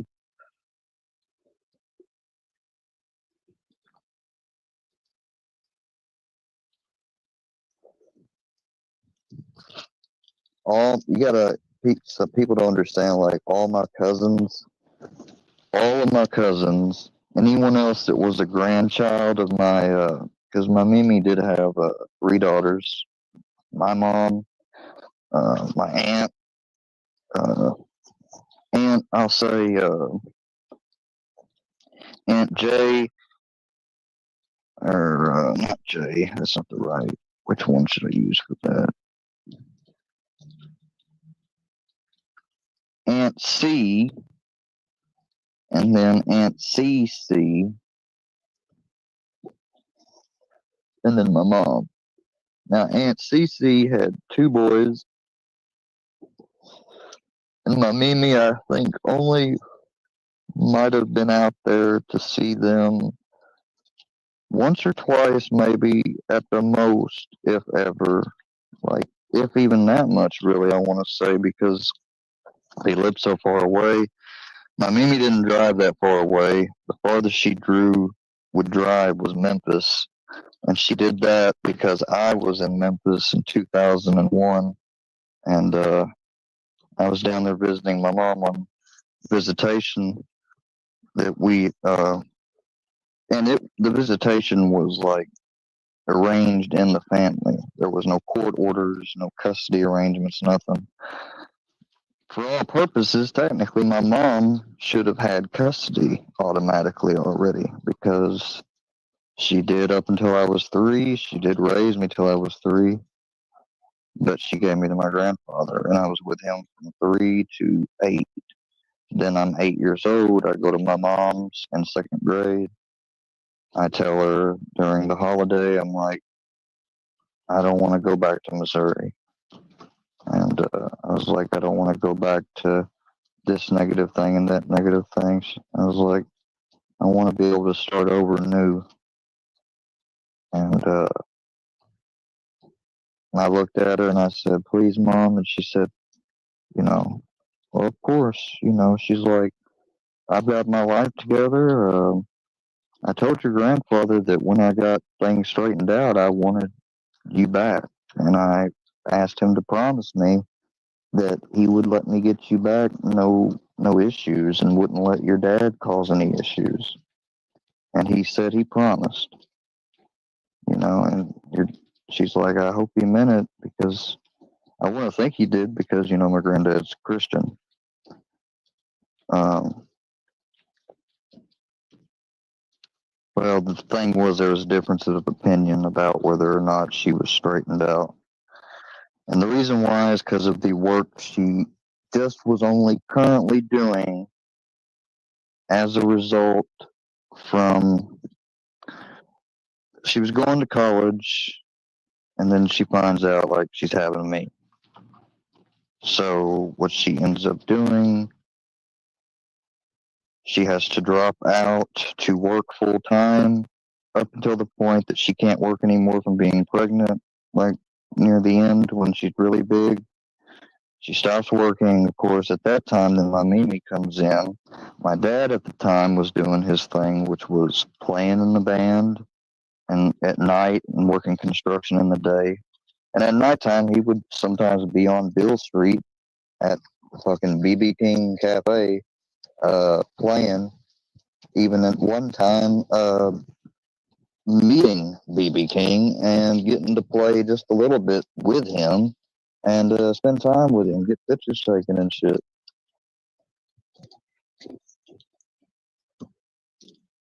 And then after I was born, my mother started then ended up finding out through a very close friend and got a job starting to work in as a manager, like starting off as a manager at a hotel, not starting off as a fucking like.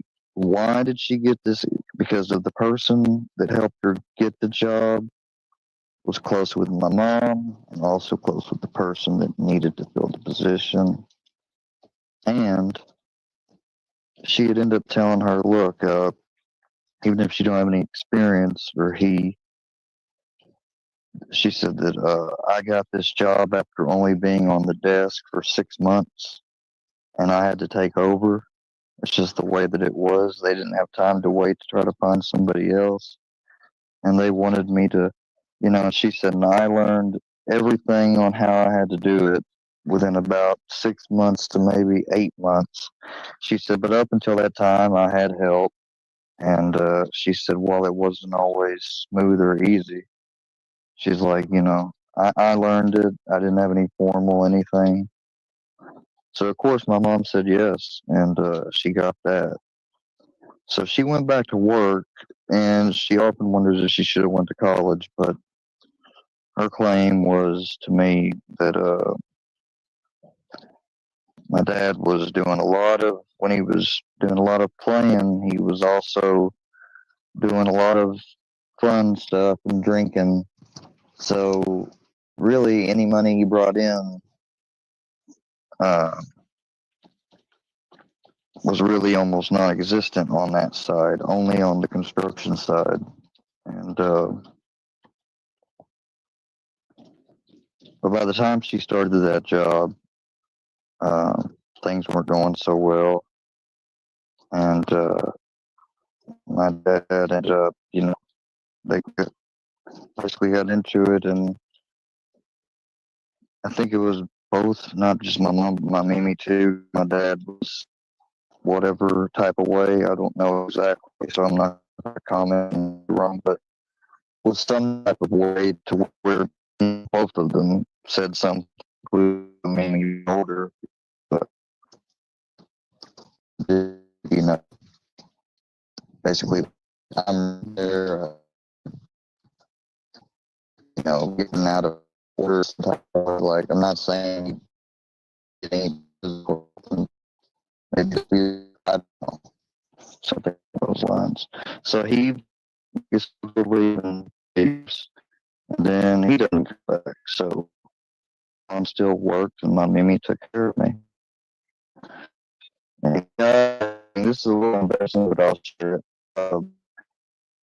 There was one way you could keep as a kid, and I'm telling you what, I would not bother you, I wouldn't cry, I wouldn't need anything. I'm talking about like a lot of time would have to pass for me, to end up needing something. But if you put the TV on, and not just anything though, it had to be specifically Barney.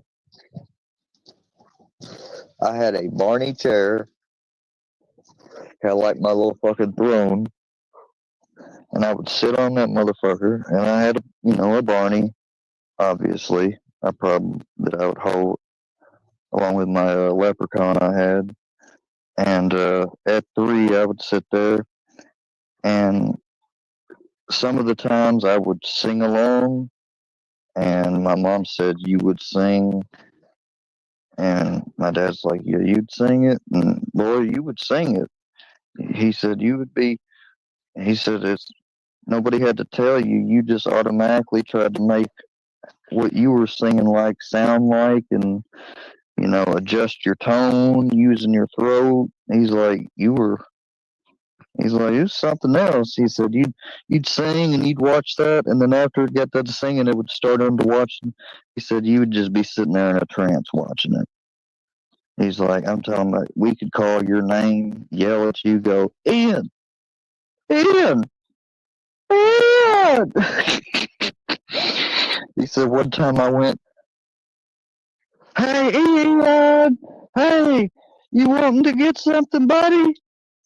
And you just He said, "You just sitting there watching it." He's like, he said, to get your attention, we'd have to get in front of you. He said, but as soon as somebody would get in front of you to try to talk to you and get you snap out of it, he said, boy, he said, that would get you to cry if your show wasn't over. He said, now if we stopped it and we got in the middle of you after the credits were rolling before, if there was something next that could play, he said, if there wasn't, then we could get your attention. He said, but if there was, he said, we would know that we got until them credits are over. uh, and sometimes they'd have to lie and say, there's nothing else to play on that one. And there would be, but, they wanted me to eat or something. But I just loved my fucking Barney for whatever reason. I fell in love with that fucking fat ass dinosaur and his pals. And I don't even remember the premise of what what fucking Barney did or nothing. I just know that I'd be singing "I love you, I love me," and I ain't fuck around when it came to it. And so basically, things don't go so great. My Mimi is actually getting a little restless and frustrated because she's losing out a lot more income. And at first, it was like, manageable and not that big a deal.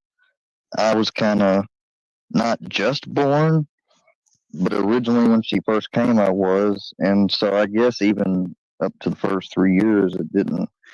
But by the fourth year, it's like, she said that she was putting almost about half than what she usually did in her savings that she had, which was very little. And, being on fixed income, retired as a nurse. But the thing is, though, when she worked as a nurse, she didn't work at a time as a nurse when you got guaranteed strong benefits afterward. She didn't have to go to college for it back in her time. She was able to learn and then ending up getting uh, licensed. She eventually did get licensed, but the only thing she had to have for her license was basically a letter from the hospital demonstrating number of years of work she's done, where she started, what she's all climbed up to and done successfully, any and all other stats they had about her. And then that alone, the experience record and everything, and the practicality of doing things, as well as because in between, she said every now and then we would have to get out certain reference books and stuff. And when something came up, our instruction was to reference to find out about it. And you wouldn't just find out and learn what to do in that situation, but you would understand all these other things that are a part of it and their functions. And by thinking of that, you realize what their functions are for and you realize even more. So, she learned and looked through books too. So, while she didn't do a traditional nursing course or anything like they do nowadays with nursing students, she still got to get licensed and work.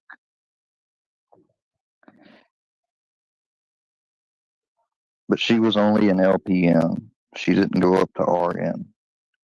She said, I would have had to work another few years.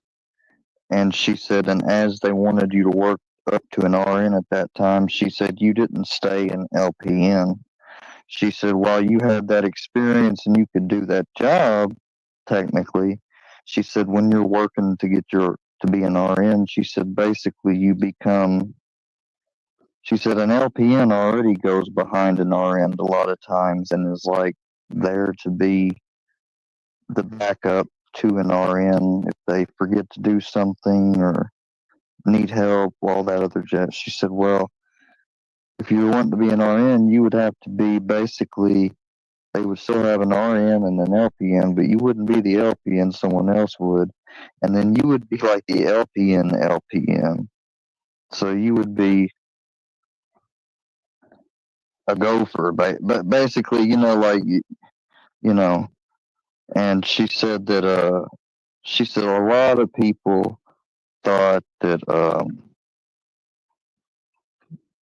was kind of like, I don't know, that it wasn't right.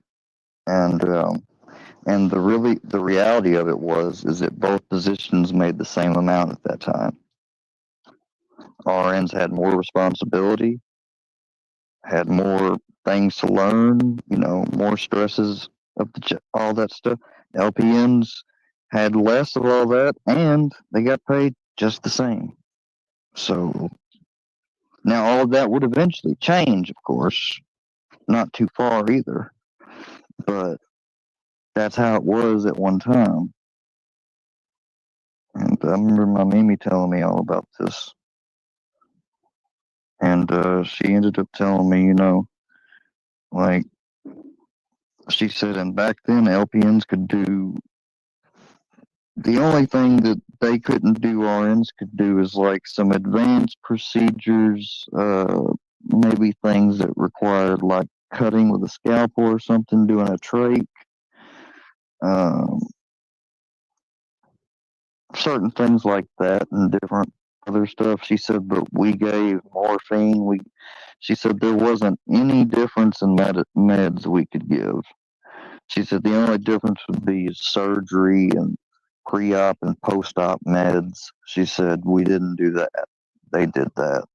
She said, but as far as like giving somebody an injection from a steroid to a barbiturate to a muscle relaxer to heart medicine, blood pressure, insulin, pain meds. She said we psychotics, antipsychotics. She said we gave it all. Weight loss. Uh,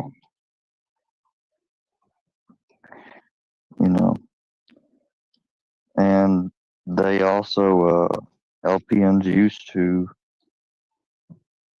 pretty much,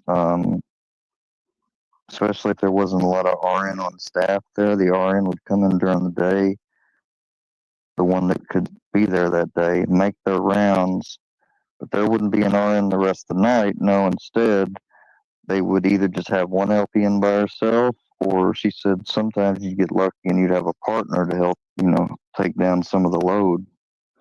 She said it all depended on the hospital you were at, the size, and the management.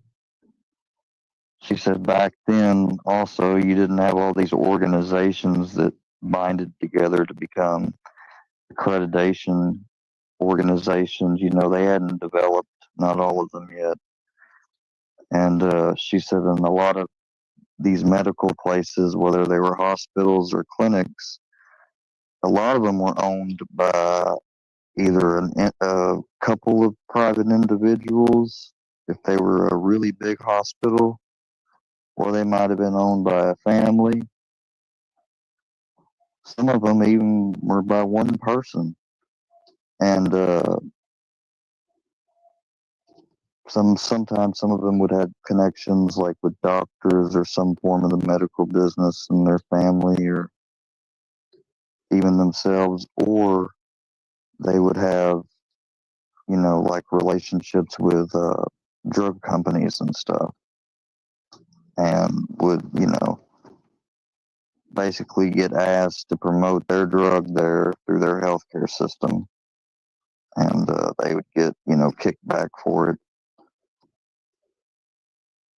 And I mean, it was just wide open. I mean, they had the Controlled Substances Act, but the scheduling of a lot of those drugs had not really taken place yet, or they were scheduled, according to today's experts, they were scheduled way too low.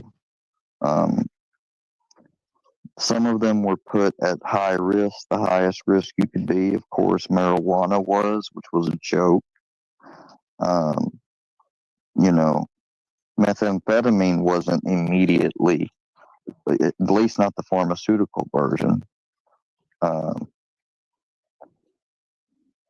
she said, I mean, your barbiturates and tranquilizers, benzos, and as long as the pain medicines were like no more than 10 milligrams, or as long as they like didn't get crazy high, all your pain medicines, all that stuff was like the last schedule is, the last schedule of drugs.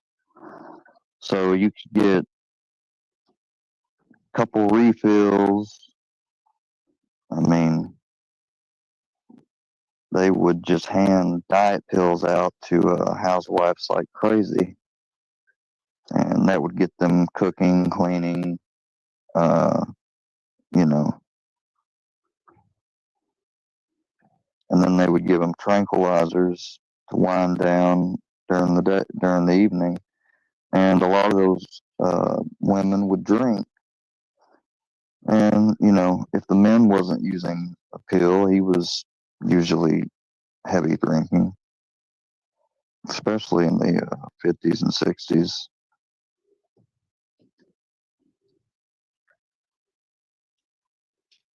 But what was crazy was how even at a time like some of those chemicals, such as like LSD and stuff, they were so new, they were freshly synthesized. The DEA, if that was formed by then, I think it was, the FBI and them, they had no idea. They knew that people were experimenting, trying to make different drugs. Like they were suspicious of that. They just didn't know what. They had no idea that LSD came out until a little while after it was out. They thought at first that they were dealing with some type of new high form of crack cocaine, or some other. But what it turned out to be, it's fucking nuts, man.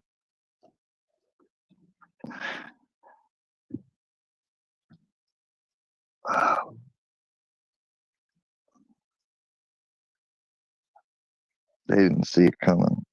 They did not know that. It's just wow.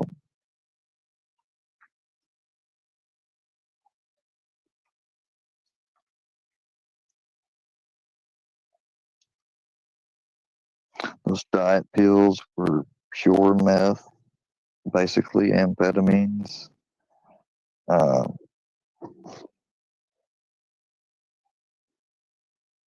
they would give freaking, like I said in the show I'm watching, Queen's Gambit, this girl, when she goes to the orphanage, she goes right there. She doesn't see a doctor. She doesn't get evaluated. She just sees the administrator, the woman, the main woman that runs the orphanage, gets acquainted with her, gets her room, then goes to basically a medicine giving window, and this guy in a white orderly suit gives her two pills, an orange, like striped, basically like it's plaid looking. It's got one color and then orange on the other side, and then another and orange and white, and then a green, dark green and white. And she's like, "What are these?" He said, he said that one keeps your disposition, keeps your disposition nice, and the other one is your vitamins needed for all your growing. And she's like, just looking. And he's like, "Take them," and she takes them, swallows them. She goes to lunch, and like you can tell, she sits there and she starts like nodding and stuff. And this girl laughs with the others, and she said, "Didn't I tell you not to take the green one and to save on to it?" And she said, "I couldn't." She's like, "I just took them. I didn't know how to do it." She said, "I'm telling you, you're not going to want to take that till the evening. That's when you need it." She said, you're gonna be like this the rest of the day. She's like, you're just gonna be floating through here. She said that's how they want us all to be. They want us to. They said that it helps our disposition because they want us to get adopted, which we all want to get adopted. She said, but I don't want to get adopted and thought of as something I'm not. You know, and it seemed like she heard her when she said that. So she eventually started saving those up, and she would find when she took them at night, she could see on the ceiling a chessboard, and she could go through and play chess in her mind. It like gave her some kind of weird ability to, imagine and focus by taking that shit at nighttime. And so that's what she started to do. But man, back to what I was talking about, dude. Like that's what I mean. I was just saying that, you know, people think it's funny because in the past I've had times where,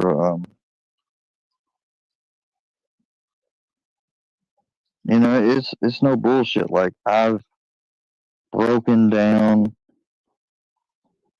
and cried out from my fucking heart. That's what don't make it funny.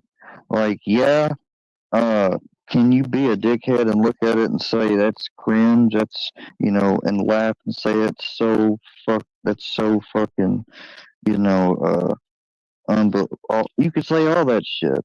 The truth is, though, that's not a fucking act or performance. I'm not fucking Johnny Depp. I've been in some fucking stage and theater plays, and even then, like I fucked up and smiled and shit. Like I don't think I could be a good actor, even though my name and my astrology and everything says I share my birthday I share with plenty of actors. Like I just don't think I could be one because I just got too much of a. That's why I really don't like playing poker unless you can't see me or see my face because there's no way I could fucking put on a poker face.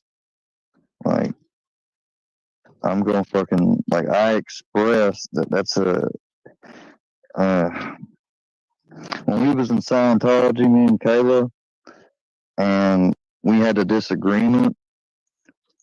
When I came back in, both of us did after smoking. We came back in, and our handlers, one female and one male, one for Kayla, one for me.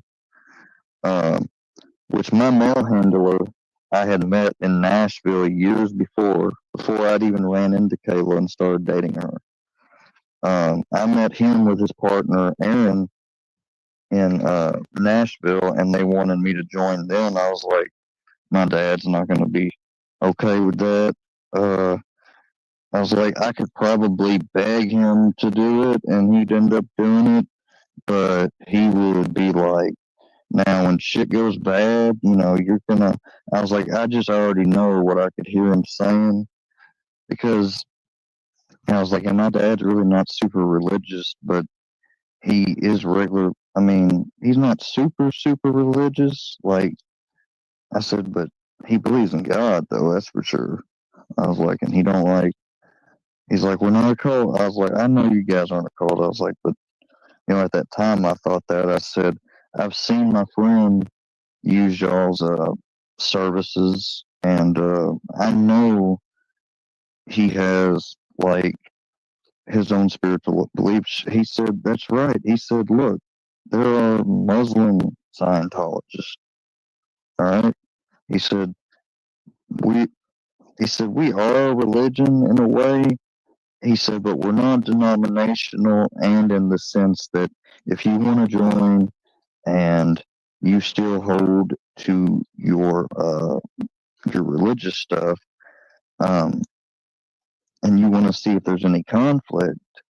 And he said, and out of all the different people we've had of different religions, he said none of them have had a conflict with any of their faiths. And he said, and that's because L. Ron Hubbard literally put together Dianetics, and most of Scientology with the fact in mind of all these different people, cultures, and religions he studied on his trips because he knew he had to make it universal. That's why it's called Scientology. He said we don't want it to exclude anyone.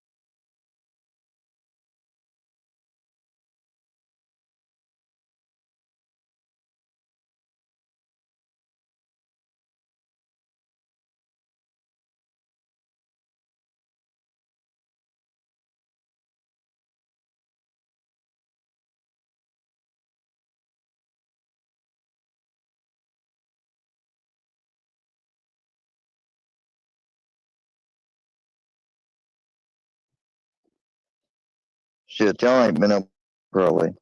I'm gonna finish up where I was at. So, anyways, my Scientology handlers, they said, "Well, here, take our number." And I gave them my number because I was like, I can't do staff. I was like, I'm not of age.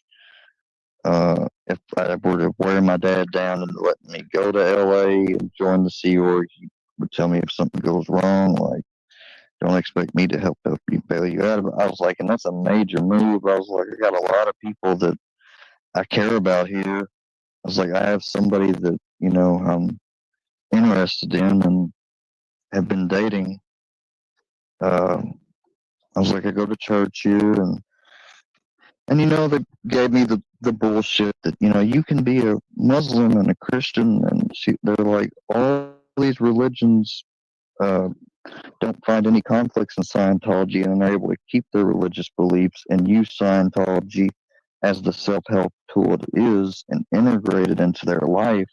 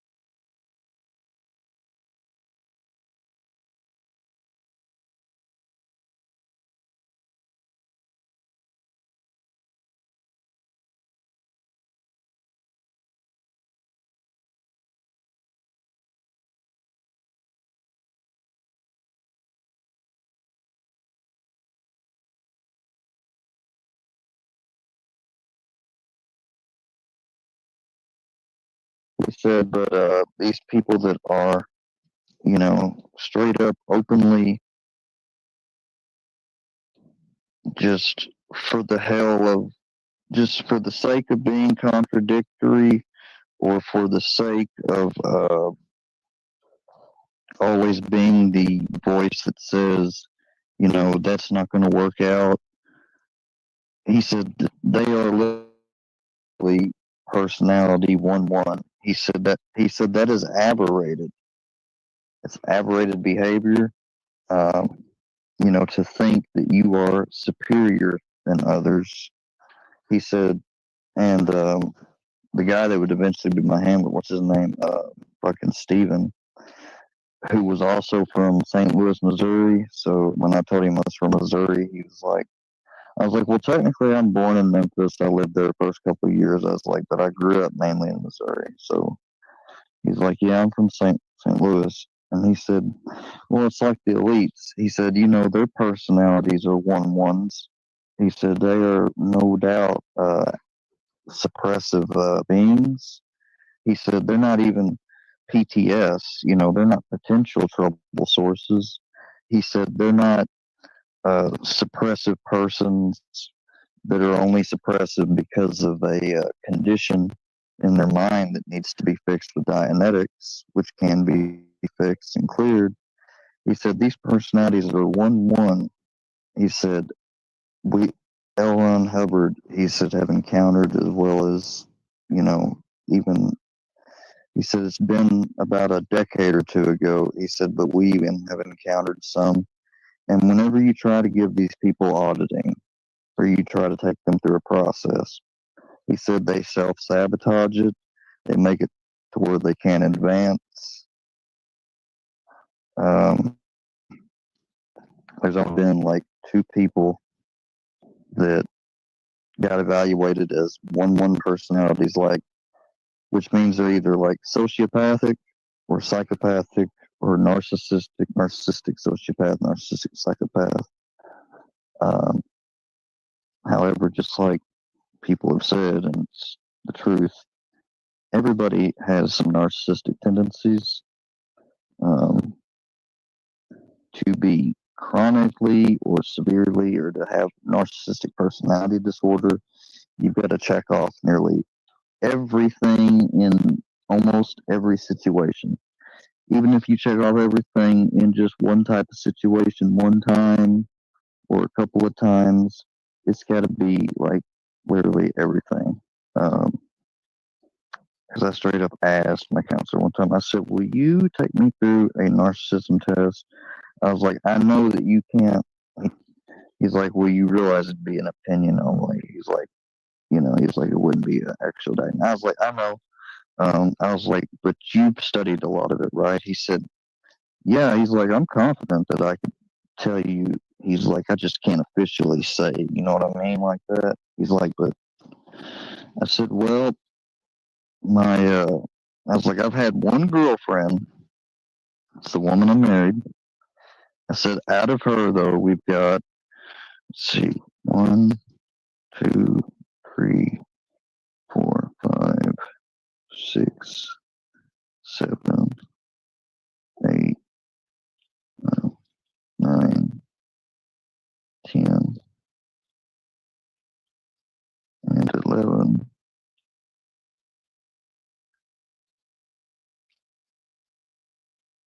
12, 13.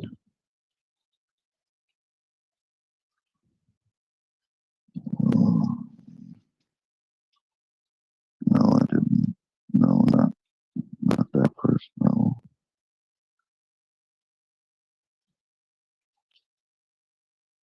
14. Oh, no, not that person. Who else?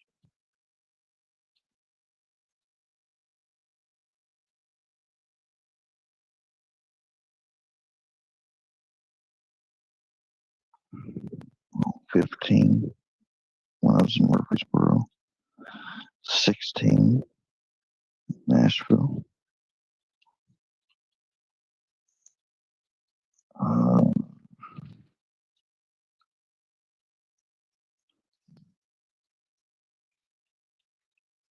17. Last one. Over there. Left. Back home. Else.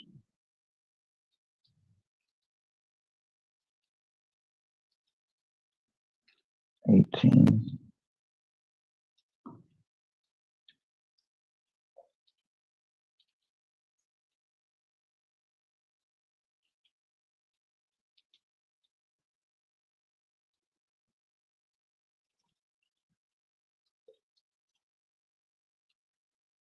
19.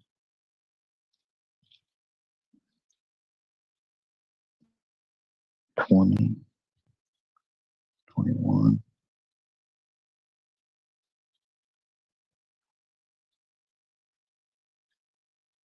22. 23.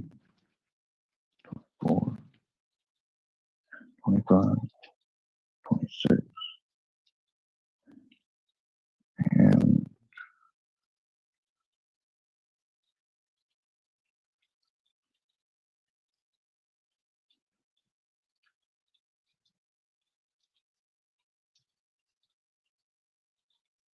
What else?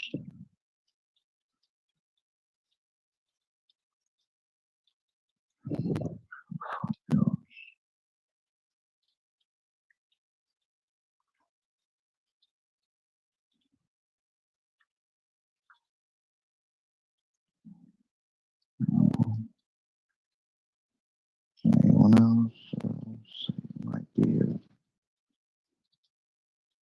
Got Chrissy already.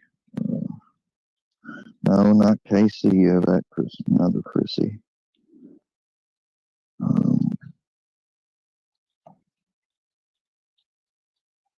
Got Tessa.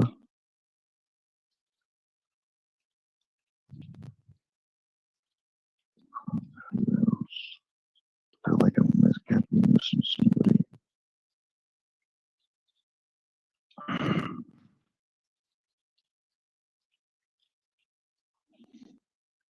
I got the MILF.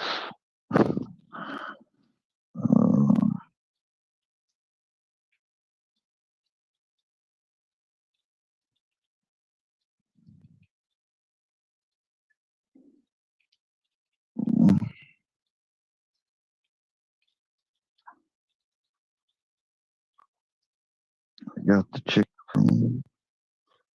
from small town. I got her.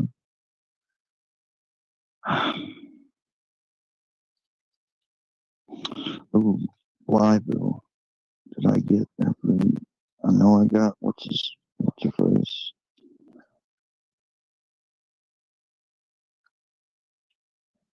Oh no, Kenneth. I was over at Brother Y Dude's house. He had two friends came by. One chick, very good looking girl, older than me, but still, she yeah. It's not like I was fat or super skinny then either. Um, so that would be 27, I think. I said 26 last time or 27, so I'm going to say 27 to be safe. I know I said 26 at least. I think I might have said 27. I'm going to just say 27. Anybody else? No, that was the only one that I got then when I was there at his house that I had.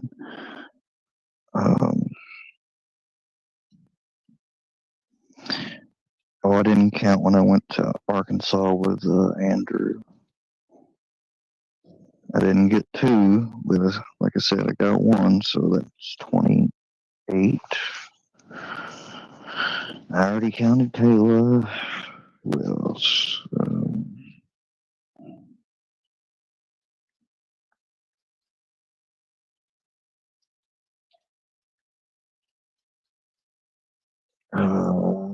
I didn't count 10th grade. That'd be 29. I didn't count Katie from 10th grade. That would be 30. I can't believe this. No more in the 10th grade besides those. Never did get with Sham. Did I get with anybody else during that school, at that school?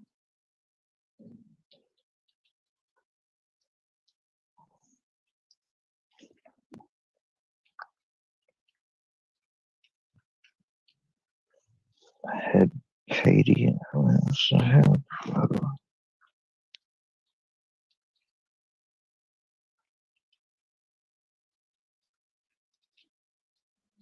Fuck, I can't think.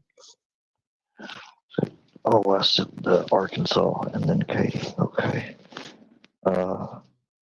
11th grade.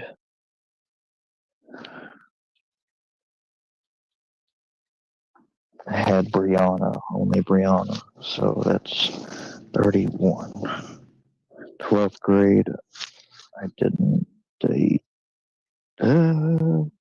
Not the first, now second semester. I think it was right before summer break, like at the end of the school year. date.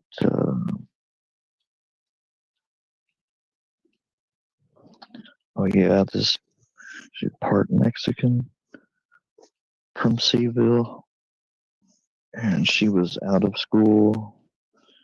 I was technically of age because in high school I was 17. She was exactly 21 and in a bad split.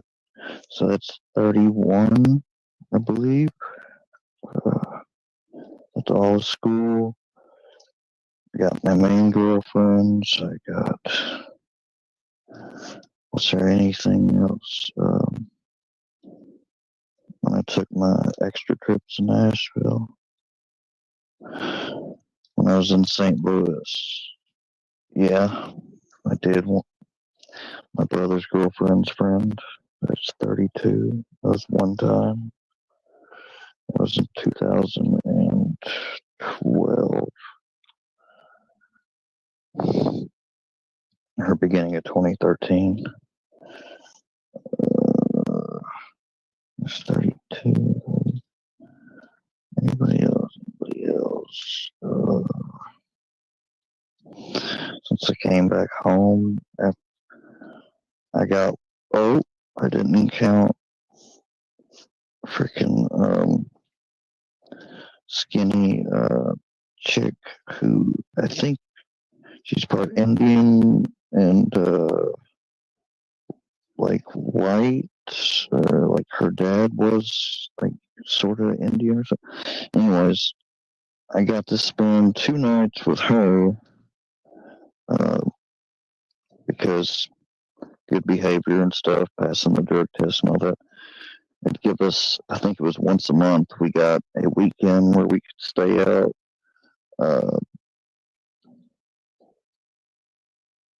Like, I think we could stay out usually.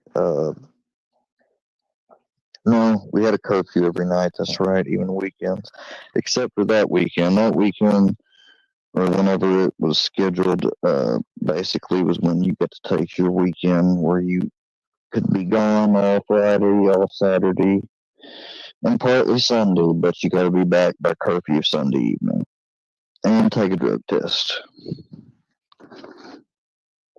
I almost messed up because she smoked weed, and I so badly wanted to smoke. I was in Massachusetts, for crying out loud. Whole different area, different type of bud. I said, you know what? I'll take just a couple hits. I think I could get by with that. And she said, you probably shouldn't if you don't want to. She's like, even a couple hits. She's like, you take a test Sunday. She said, I was like, well, you know what? I'm thinking about there's somebody like me that takes exactly what I take. I said, all I would have to do is put a little bit of my, I was thinking about it. I said, I could probably just take a little bit of my medicine since it's a dip test. The other medicine that he don't take, I can take it, sprinkle it in there, and he'll get a positive for benzos, bute, and no THC. I was like, and definitely it'll be out of my system by the next Sunday. And she said, no, I don't think I'll let you. And I was like, come on now, please, And she said no. And I kind of wore her down. She finally gave in. She said, do not blame me. She's like, I swear I will. I was like, no, I'm not. I was like, I'm telling you, I will do everything in my power to make sure I get by. And I hit it once. And then the second time I hit it, I don't even think it was a full hit. I blew it out real quick. I passed it back to her. I said, here, take this. I was like, yeah, I don't. I was like, you're right. I was like, I'm going to smoke again someday, but I was like, just not right now. And she said, I'm proud of you. And I was like, well, I just said it'll be a bunch of hassle to get someone else to pee. I was like, then I'll owe him a favor. And, then he'll be wondering what I did. I can tell him it was weed and it would have just been weed, but he probably wouldn't have believed me. I was like, I just don't want to go through all that now that I think about it.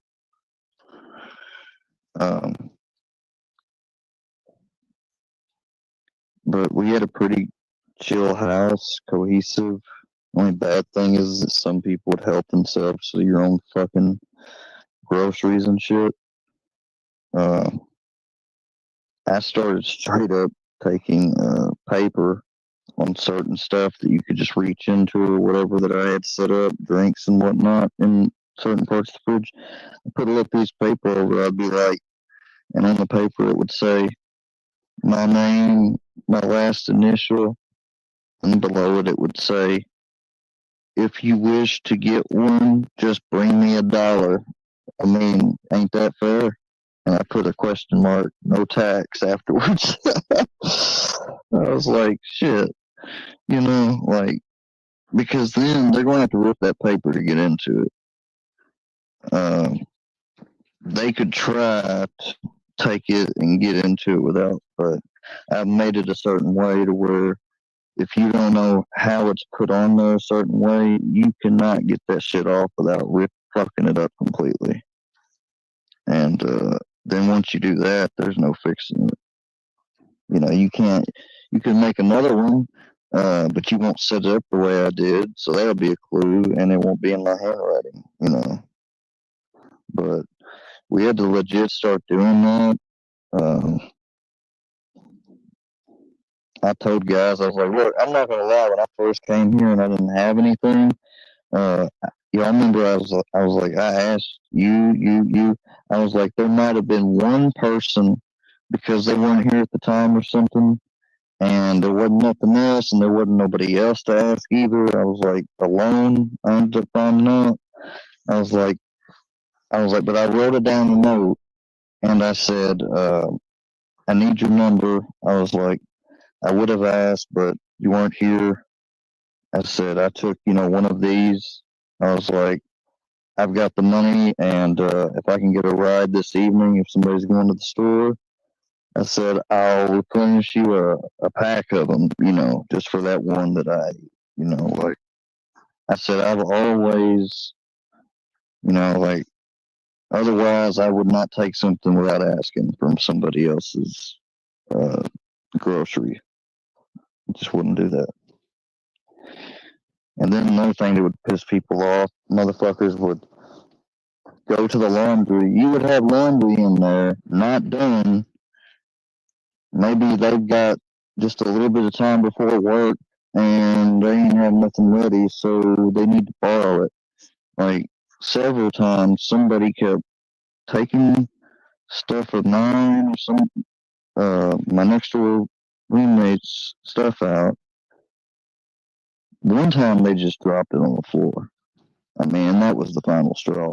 But usually they would set it on top of the other machine. However, people got to wash shit.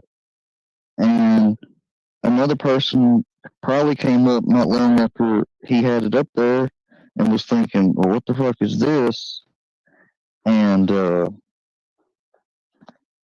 he would have his basket on top up there, have his name on it. And people wouldn't know whether to put it in the basket. Sometimes they'd put it in the basket. And then he, and what do you think? Do you think after he dried his shit or whatever, do you think that he put mine or whoever else's shit back in there and turned it on? No. One time he poured it in there, but he didn't turn it on. He didn't even turn it on basic, nothing to finish drying. He just, and if the fucking clothes got dropped on the floor or, whatever, and you just put them back in there in the dryer, you're drying clothes you just got dirty with shit all over the floor now that's on them. And since the clothes are wet, that shit's going to stick to it even more. and now that's just going to sit in there and tumble dry with dirt, debris, lint, everything else, hair, God knows what else going all around on it. I was like, and then when it comes out, it'll be nice and hairy, linty, and dirty. Like, I'm like, so you basically you interrupted my dry cycle, which you just waited and been done probably in 10, 15 minutes. I could have even taken it out a little earlier and dealt with them still being a little damp, and it would have been all right because I would have hung them up. But no, you just take them out, you put your own shit in, then you don't even bother to turn them back on or have the decency not to put them on the fucking floor because you got pissed off somebody else from you leaving them on the washer when they came and needed it, not knowing whether it was your clothes or not, but your basket's right over there. So they put it in your basket. You get mad, whatever, you don't like it. So you turn the shit upside down and let the shit go on the fucking floor. And then you get yours out and you fold it up nice and neat in your basket and you take off with it. And before you do, you pick the clothes up out of the floor. That's nice. Which you should just put them on fucking a wash cycle now. But oh wait, you can't. Somebody's using the washer. This is why I got there first. And I washed my shit, and it just needed to dry. So you figure, well, fuck it. You know, there's just a little dirt. You put it in the dryer, turn the dryer back on, and then you're hoping that I just come and find the shit, and I'm none the wiser. And that happened a couple fucking times. And finally, the last straw was when my neighbor's shit was on the floor. And he ended up running into it being on the floor while going to check on it and saw who had their basket, just like he always did, had the basket on top of the shit as he's using it. He called him up there and he said, "What in the fuck is this shit, man?" He's like, "Do you know how many times we've dealt with this?" And dude, like, he's like, "We've known it's been you now for not immediately, but pretty quick found out it was you. And we even made two announcements. We did one and we did another because you kept doing it. And the first time we didn't name you, and the second time we didn't name you, but we basically made it very clear that you knew we knew it was you. And you even came and talked to us and shit." I was like, "Now you do." He's like, "Well, man, I just had to go to work, y'all. Like, and he's like, and I ain't even touched any of your clothes. Like, he's like, why are you even in there?" I was like, "Dude, because you have." I was like, "You have," and I'm backing him up because I'm like, "Man, what the fuck? Like, what if that was my clothes?" I'm telling you right now, man. I said to him, "If that was my clothes and you had them down there, I promise you, I would be doing everything to get you fucking kicked up out of here, dog." I said, "Because seriously, this is some childish shit." I was like, "Not only are you the guy doing this," I was like, "you've been one of the two guys that has been fucking taking food items from any and everybody you please." Like fucking Dustin ended up catching this dude on camera. He got tired of it, so he got a little camera that plugs in and looks like a charger plug in, and he had that shit perfectly set up to where you could see the cabinets and the fridge good enough to where whenever the person turned around, because they're going to have to, uh, you will see what they get, you know. And he got him caught doing it even after we had fucking called a meeting and talked about it, and he got caught again. I was like, "Dude, with the shit that dudes got on you with stealing from the food, I was like, we could go get you kicked out right fucking now." I was like, "But we don't want that to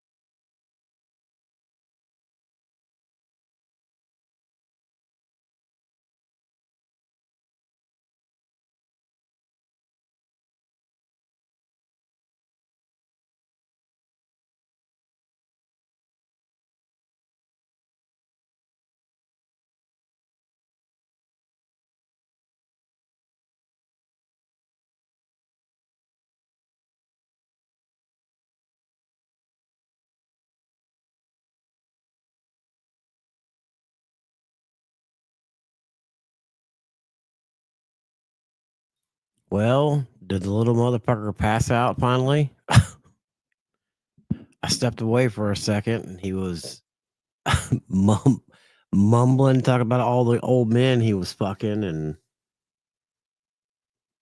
uh, he's fucking been death rattling for fucking hour. I think he's out.